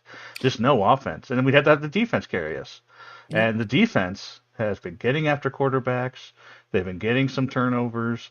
They didn't let. They've been stuffing the run. They've been doing really good against the run, and making you win in the air. Now, against the Ravens, they won in the air. Unfortunately, if you're going to make someone win by passing, and they pass, and they can pass, we're susceptible to that.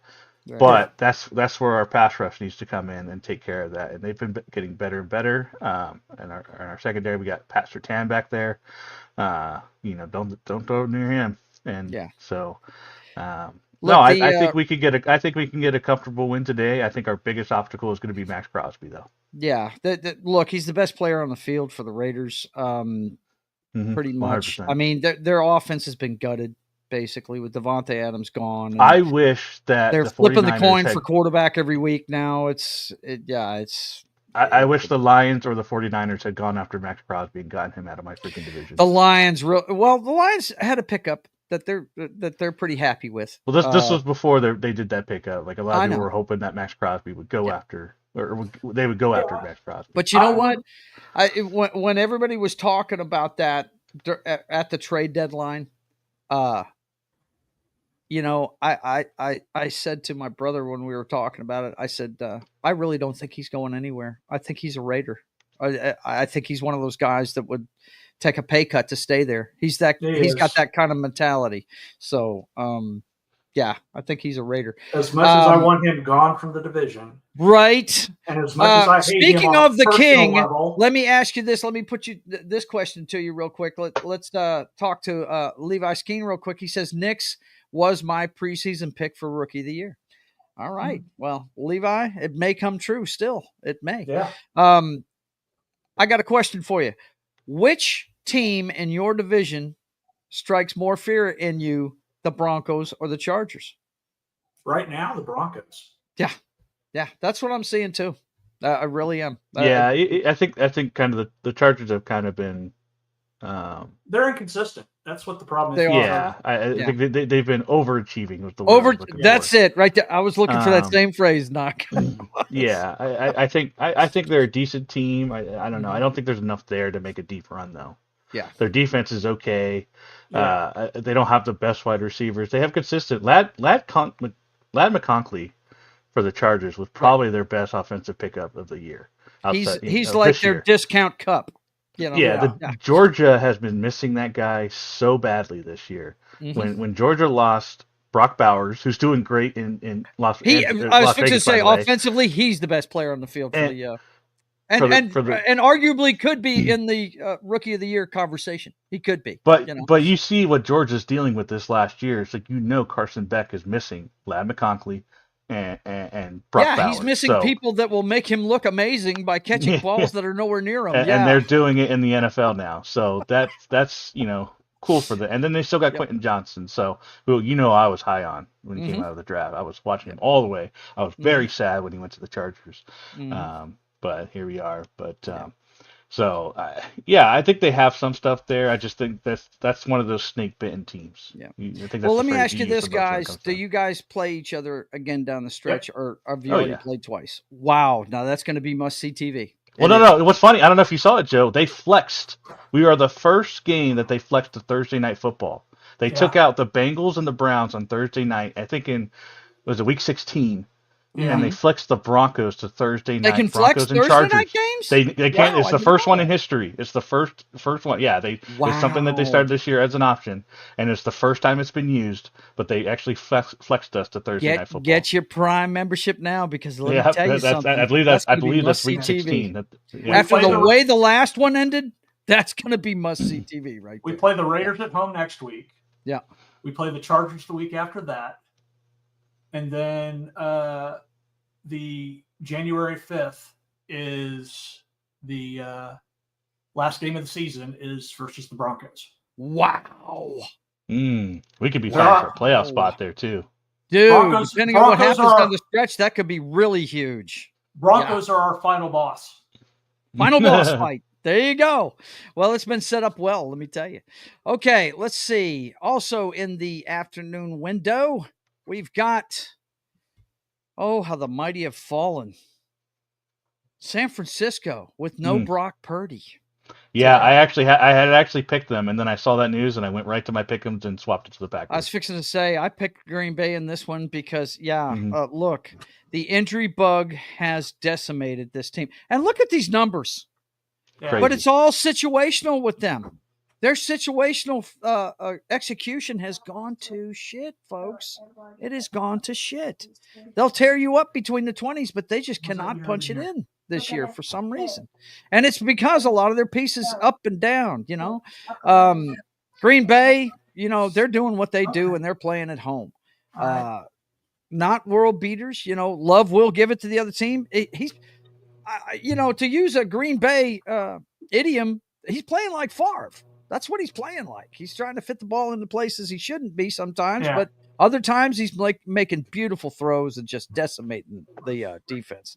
And their running back, I think that's you've got two great running backs, but one of them isn't nicked up. Josh Jacobs is plowing through people right now. Christian McCaffrey, of course, he's the straw that stirs the drink for that offense, but they don't have the trigger man today. I'm just hoping that they don't make Caffrey the emergency quarterback again. I don't want to live through that again. I can't live through that again. It was a horrible way to end the season. That playoff game. Yeah. It was bad. It was bad. They changed the rules because of that game. I mean, that's nuts. Yeah, they have a quarterback. I don't know this guy's name, but they've got a guy starting at quarterback this week. I don't know his name. You guys will have to look it up. I think it was like Brandon Allen. Yeah. His last name's Allen. Yep. Yeah. Mm-hmm. Yep. That's it. That's who's going. And because of that, I mean, now, every once in a while we see somebody step off the bench and just do miracles, but that's the funny thing, right? Is when you look at the 49ers, is it a system QB thing? Because Brock Purdy came out of nowhere. Mm-hmm. Mr. Irrelevant, Irrelevant, and took over the team and did so. I am a little curious if they win this game. Is it because it's a system, right? A good system that you can plug in any QB, and as long as they don't make mistakes, right, they could still win because they got a good defense. They have weapons, and you just put in a guy that can manage the game. You can put Kyle Orton in there. Mm-hmm. That's a blast name. George Kittle is having a good season, man. He is. He's been the one mainstay that's been there, So but he was hurt this year. Even he was out for a few games, Oh yeah. It's I don't think you need to ask a lot from your quarterback. Is all I'm saying. So absolutely. Don't make mistakes. Play point guard and get him the ball. That's all you got to do. Yeah. And take a shot down the field every once in a while. Keep him honest. Yep. But I don't know. I just feel like they're in Green Bay. We know how it is playing in Green Bay. It's like going to Kansas City. It's tough to win there. It just is. And traditionally it has been. And they're pretty much even. And I give my pick to the Packers. John, who you got in this one?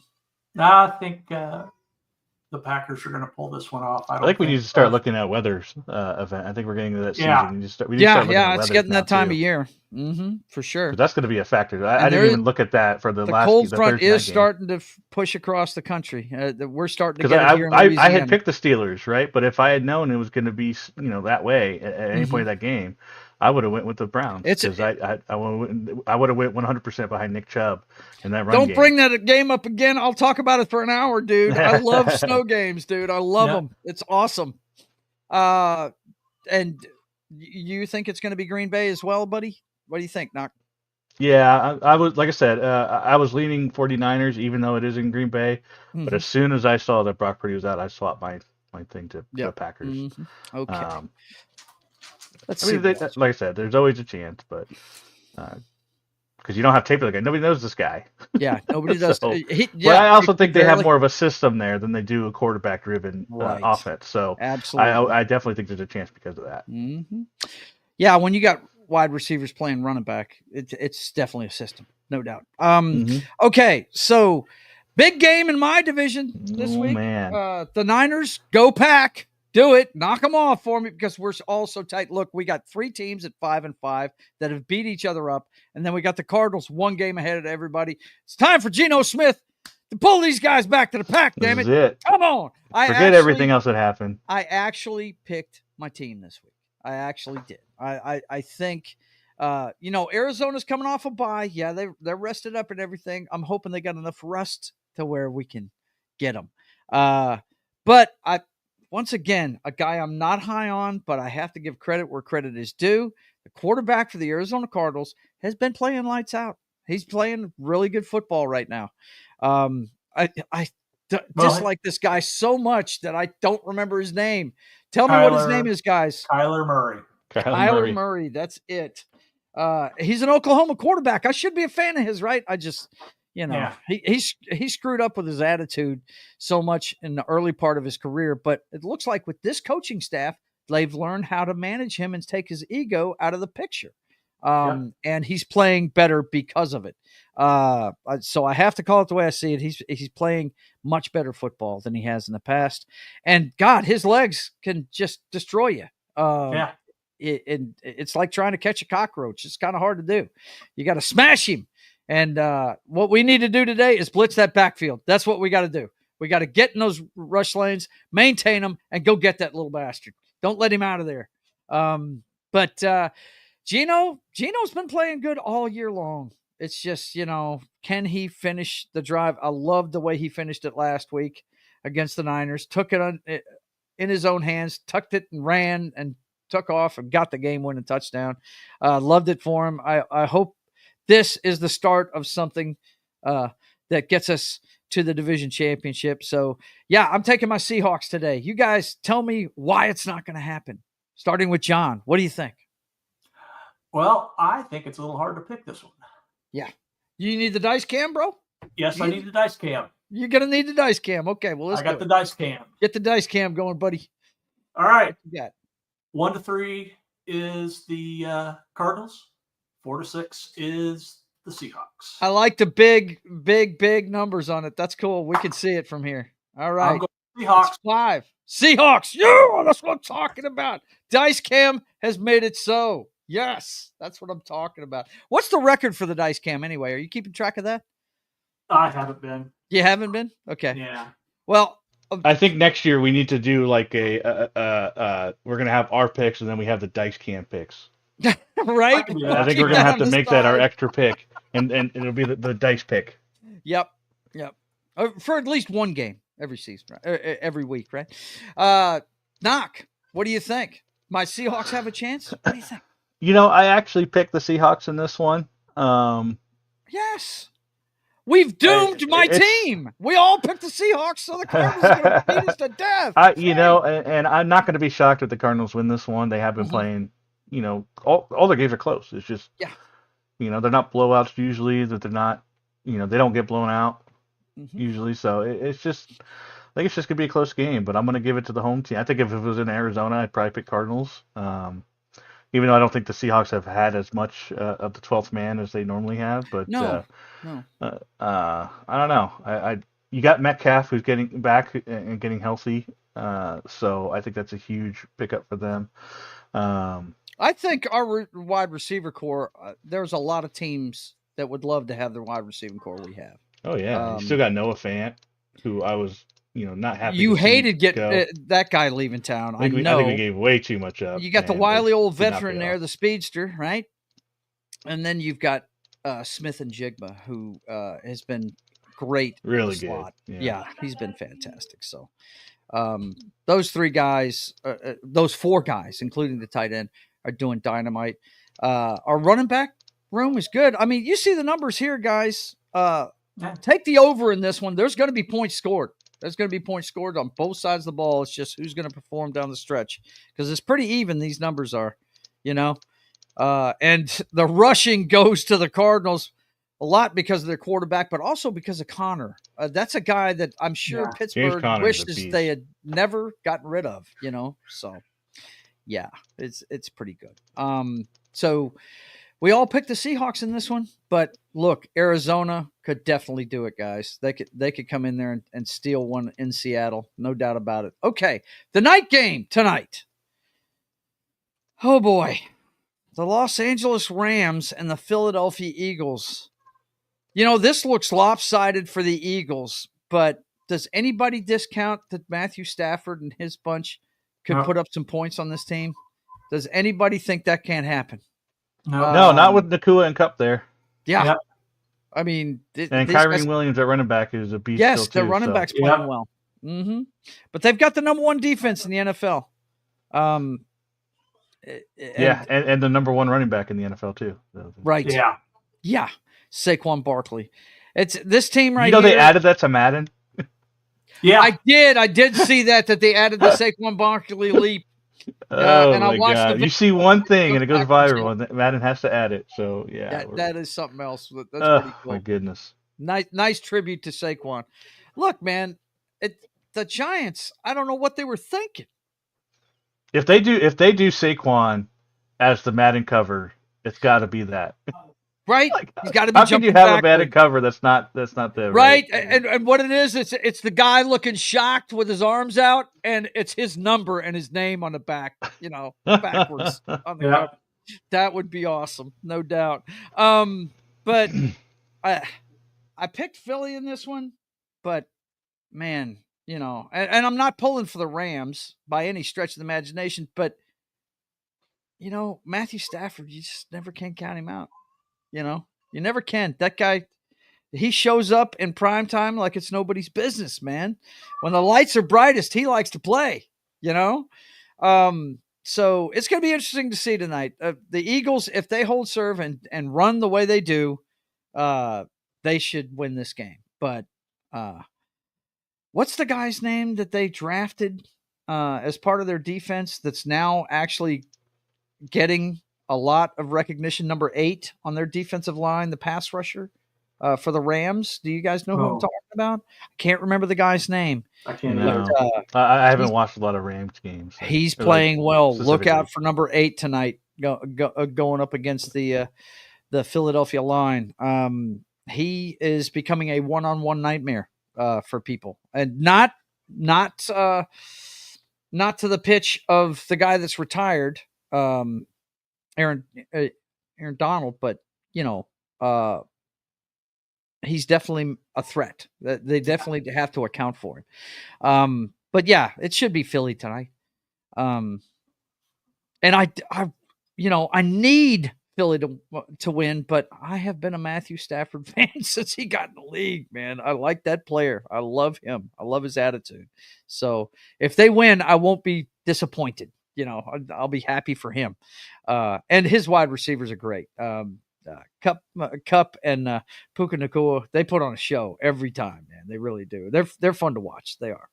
Okay, John, what do you think of this one? And do you think the Rams are actually going to pull it off? I'd like to, but no. Not going to step on that landmine? Not going to step on that landmine. And I have Puka in fantasy football, so yeah. I hope he puts up great numbers. Yeah. Same here. Yeah, absolutely. Just it's going to be that Philly's just too tough right now. Yeah, maybe they're peaking too soon too. I mean, it looks like it's happened before. It looks like Detroit and Philly are on a collision course. They are. Yeah. Philly's hoping that because they're one game out. behind them. So they're hoping that Detroit falters down the stretch so they can get home field. Packers aren't out of it completely either. We just can't. You just can't get over the fact of how good a decision it was to get Saquon Barkley. Like that. Oh yeah. That changed their season. This season is not. They've lost at least 3 of these games if they didn't have Saquon Barkley. Like yes. Yeah, absolutely. He is such a game changer for this team, and that GM deserves a raise. You know, a lot. King Henry gets a lot of attention at running back, but I really think the best running back in the NFL is Saquon Barkley. I think talking about all purpose, you don't see Henry catching balls like he does in the flat and busting it for 50 yards. You don't see that. I think he's the straw that stirs the drink right now for the Eagles, especially the way their season ended last year with what was it, an 8-game losing streak? They went to shit in the second half last year. And they really needed something like this to get their running game going again, because that's what Philly's all about. If you can stop the run, you're going to stop that team. And it's just hard to do against them because they're so good at it. They keep those run lanes open for Saquon is what they do. Yeah, they do. Well, I felt like last year the Eagles were fine at running. It was their play calling. Yeah. They just they wouldn't run. They refused to at times. You know, I don't know how you would. It's one of those things where you don't understand when a team runs the ball and they get 8 yards at a time, and then they get a first down with a run, and then they pass 3 straight times. Yeah, it makes no sense. Like that kind of logic. That's what the Eagles' logic was last year. You run the ball, you get first downs. Do you think maybe it was them losing both of their coordinators? Yes. Yeah. Mm-hmm. Absolutely. There it is. Yeah. And you got Kellen Moore. Now, Kellen Moore is taking some shots. He's moved around as offensive coordinator. I've always been a fan of his. He's a Boise State quarterback, so I understand where it comes from, but yeah. So I've always wished him success, but unfortunately, do have to give him credit though. He's leaning on the running game this year. Yes, he is doing that. Yes, you got to give him credit. Yes, absolutely. So, what do you think? You think it's Philly tonight, or you think it's? I'm going with Philly as well. I would be less inclined to pick in this case. Again, for me, I'm completely smitten over the Barkley situation, pure and simple. Yep. Because if Barkley wasn't in this game, I'd probably be picking the Rams. The Rams, yeah. That's it. I feel like he is the deciding factor in any decision to pick the Eagles. Yep. If he was hurt, if he was out this game, I'd be picking the Rams. Yep. And as long as they keep leaning on. Now, look, if the Rams get up early by some, if there's some kind of thing like that, and they decide to start throwing. We're talking about Saquon and how good he is and stuff. But you know what? They've had a lead in most games this year, and they keep leaning on him. When Hurts throws the ball, you remember the Green Bay game early in the season. How many times did he throw it away in the first half? It was like he had 3 interceptions in the first half of that game against Green Bay. I mean, his accuracy is questionable. Hurts, he's a running quarterback, and with most running quarterbacks, I'm not talking about the Lamar Jacksons of the world. I'm talking about most running quarterbacks. Their accuracy is suspect. I'm not saying he's as bad as Kaepernick was. Hurts can hit the broadside of a barn with a football, but sometimes, especially on deep balls, he can. Brown has to bail him out sometimes. And make amazing catches. So, but yeah, I think we're all on the same page. If everything goes as planned and everybody stays healthy in this game, Philly should run up about 250 yards of rushing on them between the quarterback and Saquon Barkley. So, yeah, I think that's going to go that way. Okay, the last one we got is Monday night, and I'm actually looking forward to this one because I'm a fan of the quarterback. Harbaugh Bowl. Yeah, the Harbaugh Bowl. That's the first headline, isn't it? The third one. Harbaugh against Harbaugh. Yep, that's going to be fun. It really is. I mean, go Ravens. Yeah, go Ravens, right? Yeah, I know you guys are from the West, but I'm a fan of the quarterback for the Chargers. I do like that kid. I love Herbert. I think he's cool. And he played very well in their last outing. Now, it kind of went to shit in the third quarter, but they came up with enough to get a game-winning drive in the end of that one. And what amazed me about that one is Herbert took off with his legs in that one. When he saw the Red Sea part, he took off for quite a few yards in that one. Kind of weird to see because he's so tall, you wouldn't think he'd be running with the football. But, yeah, I know you guys are rooting for the Ravens, and they should win. But as we've seen this year, that Ravens defense is not what it was. And I believe the guy that runs that defense, I can't remember his name. I'm a boomer and I forget his name. Number 0 for them. He got nicked up in the last game. And I don't know if he's starting this week or not. We'd have to look it up, but he's the guy that he's the straw that stirs the drink on that defense. And they're giving up yards now. You see they're 29th in defense. That's not Raven-like at all. So this one, that's because of the Bengals games. Right. They do have to play the Bengals twice, and they friggin' put up 500 yards of offense in a loss every time, right? But I don't know. This is going to be a good one.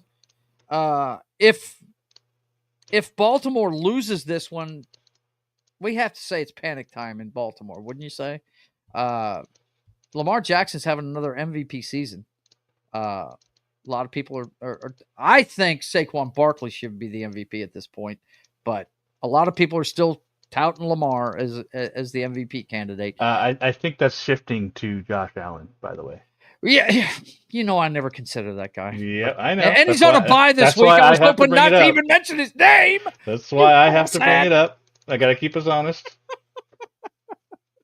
Yeah, man. You look. Yeah, he beat the Chiefs. He did, and he had one of those Josh Allen highlights at the end of it. I think it was a bad defensive play call to not even have a spy on him. And we all know that MVP doesn't equal Super Bowl. So no, it doesn't. We're talking about regular season MVP. Usually the MVP doesn't even make it to the Super Bowl. That's right, yeah, exactly. So again, all the praise I give on Josh Allen does not mean I pick him to win the Super Bowl. No. It just means in the regular season, he could be the MVP. Matter of fact, I think both of you guys picked Buffalo and the Chiefs to get there and the Chiefs to go. So, until he does it in the postseason, we're 3-0 versus him in the postseason. You got to show me. Yeah, absolutely. So. But thank you for putting that guy's name out there so we could talk about him for half an hour. We're talking about the Ravens and the friggin' Chargers right now. And I picked Baltimore, but I'm hoping the Chargers win. And they could. I mean, that defense, like I said, it's a sieve these days. But everything else, the reason why I picked Baltimore, though, the Chargers are so up and down. They're not consistent. That team is not consistent. And Knock talked about their wide receiver that they have. If he's their number one, they're in trouble because the guy's a shrimp, okay? And he's not Cooper Kupp. He's not. But he's definitely building a name for himself. But he's just not Cooper Kupp. He's Cooper Kupp bought off Wish. Yeah, that's it. Discount Cooper Kupp is what I like to say. But, Knock, what do you think of this one? I know you're all in with Baltimore on this one, hoping they win. Do you think it's actually going to happen? Do you think the Chargers can pull it out at home? What do you think? I mean, there's always a chance, of course, but I'm definitely going with the Ravens. I think they've lost a few tough ones, but I don't see the Chargers stopping that offense. Yeah, with Derrick Henry and it's tough. Lamar has proven that you can, even if you stop the run, he can throw it over you. If you stop the run, that means you're putting 8 to 9 guys in the box. Yeah, and you're daring Lamar to throw it over top, which he has Mark Andrews. He's got Flowers. He's got the weapons, and he's got Bateman. He has the weapons to throw it over the top, and he has the wherewithal to do so. So, and Lively. Lively. So he has all. So I mean, he has all the weapons he needs to do that. That's what got Denver, right? So you have to be prepared, and I don't think the Chargers have the ability to stop both. That's how you beat the Ravens. You have to do both, and I don't think the Chargers can do that. And I don't think they can keep up with the Ravens. Harbaugh's defensive minded, but it's hard to scheme against this team. It is. If you're going to win, you're going to probably win in a shootout. So it's the reason why the Ravens offense is so hard to stop is because you're dealing with 2 running backs on every play. Yep, you are.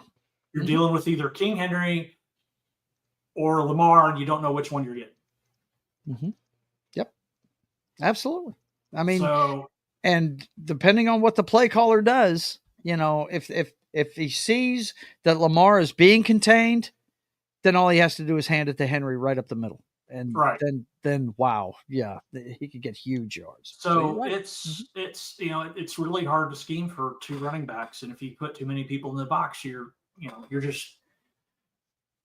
somebody's running free. Yeah, you can't cover everybody if you have to put enough in the box to stop both runners. Mm-hmm. Yep. And that's what makes this a hard team to fight. Yep. So I am going with the Ravens. I don't think the Chargers have the defense to. I'm pulling for the Chargers though. They've got an okay defense. I mean, it's not like I know you guys aren't, but I am. I'm pulling. Yeah. Yeah. All right, boys and girls, that's it for this week, and let's take a look at Thanksgiving Day.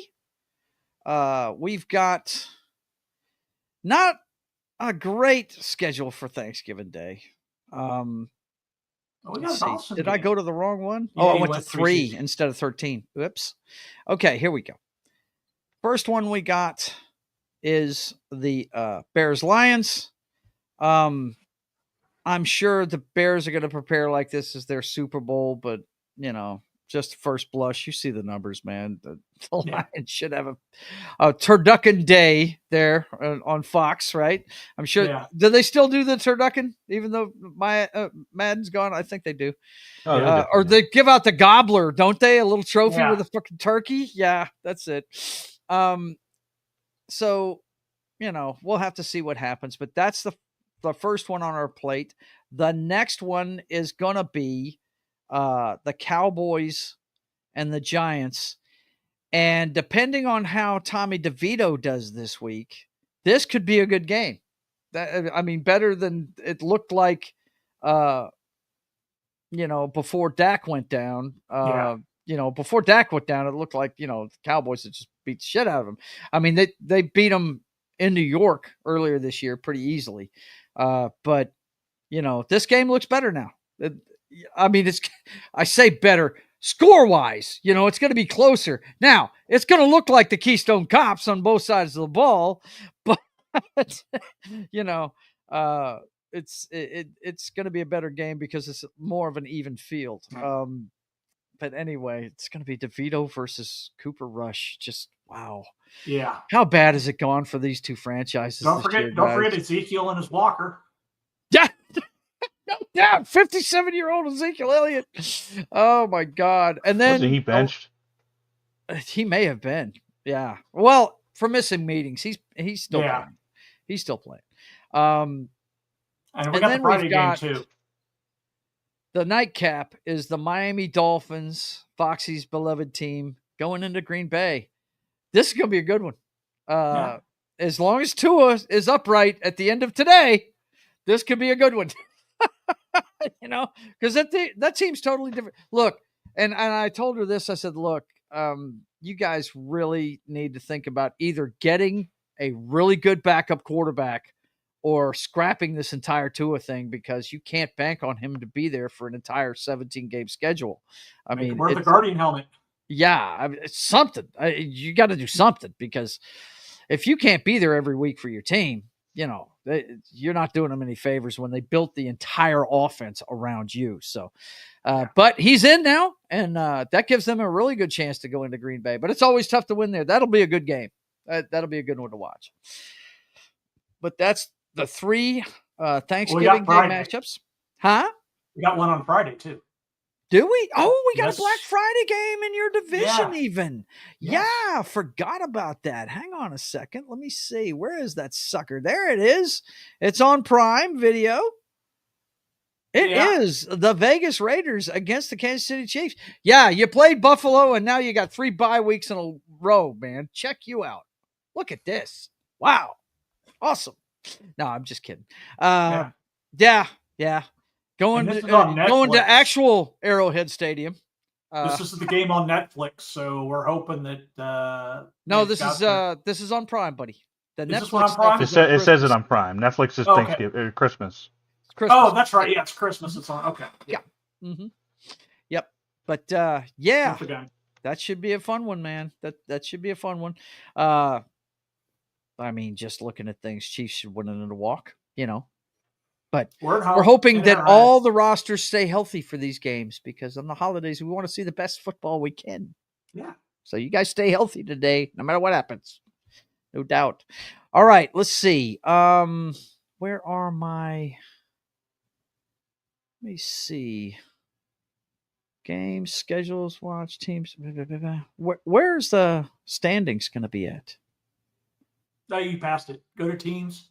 Teams? Standings. There it is. Okay. This is what we need right here.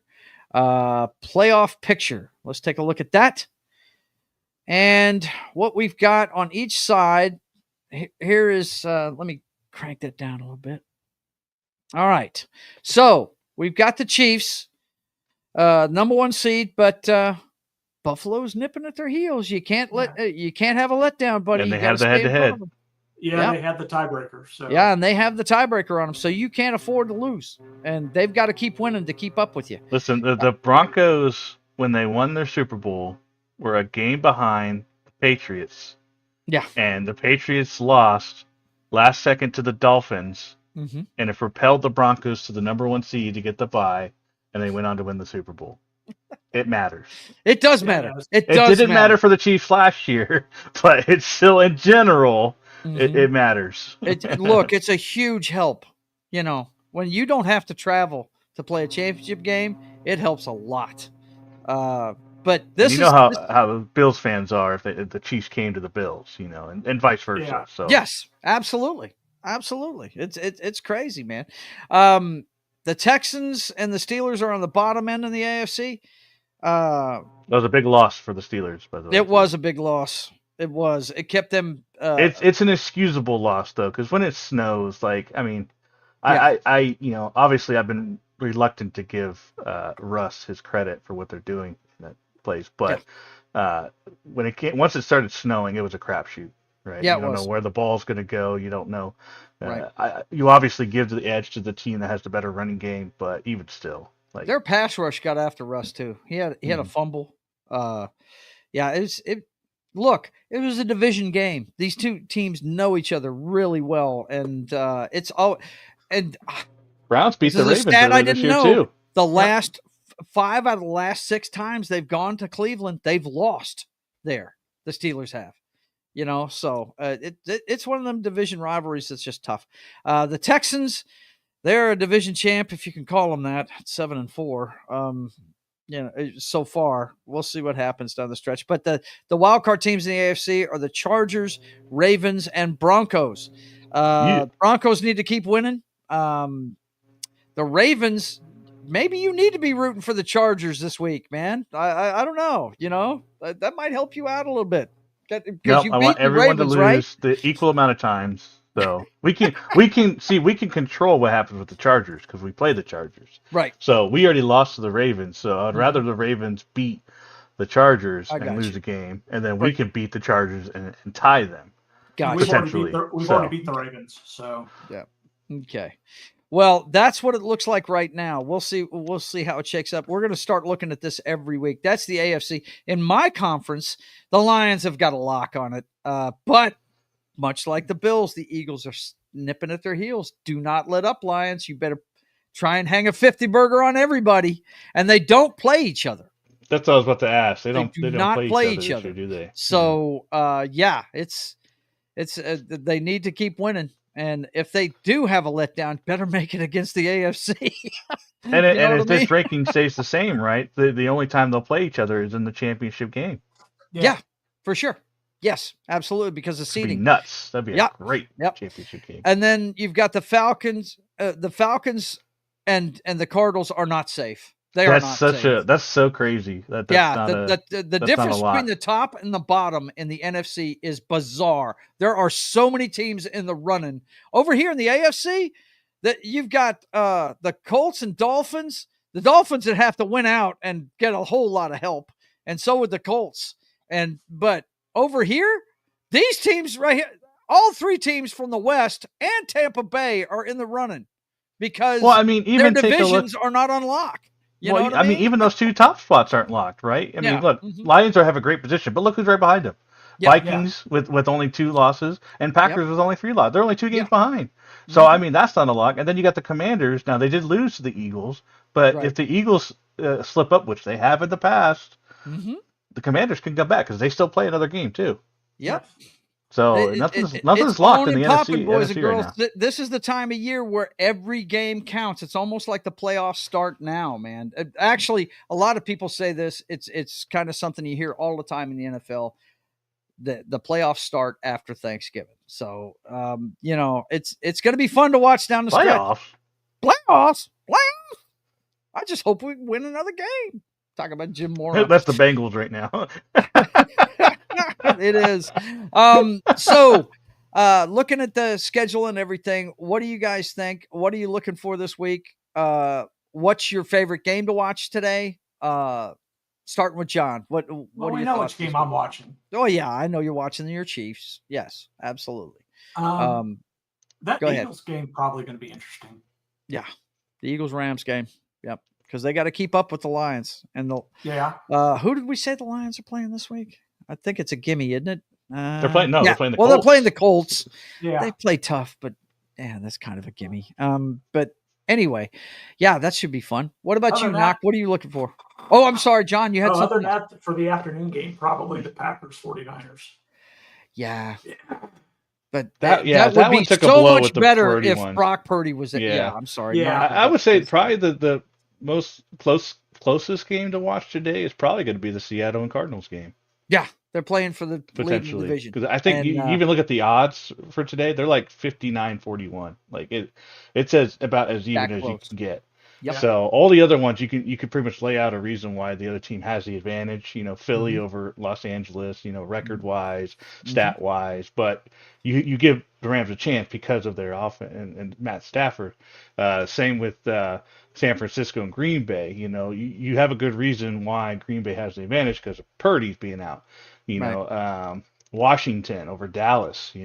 It's a division game. But statistically, I was going to say that one I'm going to be watching closely because I really think he's hurt, man. After watching the way he's playing, he's not as accurate. I want to see if he's getting better or worse. Yeah, same thing with Detroit and Indianapolis, right? Detroit statistically should handle this one, but Indianapolis is one of those crap game.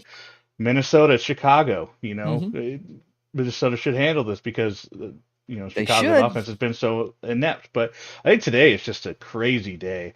If you look at it, odds wise, there's a lot of lopsided on here. So we're going to get upsets today. It's going to be great. Yep, it's going to be a lot of fun. All right, boys and girls, that's our breakdown for this week. I want to thank you for being here. I do want to point out some program notes. Military Monday is going to be Oblivion tomorrow morning at 10 a.m. Central Time. So come check that out on Pop Culture Mindfield's channel. This week's video game on Tuesday night at 10 p.m. Central Time is going to be Madden Through the Years. I'm going to play different versions of Madden Tuesday night at 10 p.m. Central Time. And then It's Only Talk and Roll is off this week and next week. Brian's gone to Scotland to be with his mother for a while. So he'll be back in a few weeks. But the regular time for that one is 7:30 p.m. Central Time, right after our show, State of the Atmosphere. And this Friday, it's more Fallout with John on Pop Culture Minefield channel. No, I'm off for Thanksgiving. You're off for Thanksgiving this week. Okay, so you got Thanksgiving off, but then the next Friday, come back 8 p.m. Central Time on Pop Culture Minefield. Things are getting interesting in Fallout. What's that? Things are getting interesting. Things are getting interesting, are they? Well, very cool. I just wiped out an entire thing of ghouls. John, are you just trying to kill everything that you see or something? What's things are getting interesting. So naturally, this is where we need to take a break and and reset. Okay. Yeah. Look, boys and girls, I want to thank you guys for being here. John, Knock, thanks for riding co-pilot as usual. And until we see you again, I want you guys to keep on keeping on. God bless.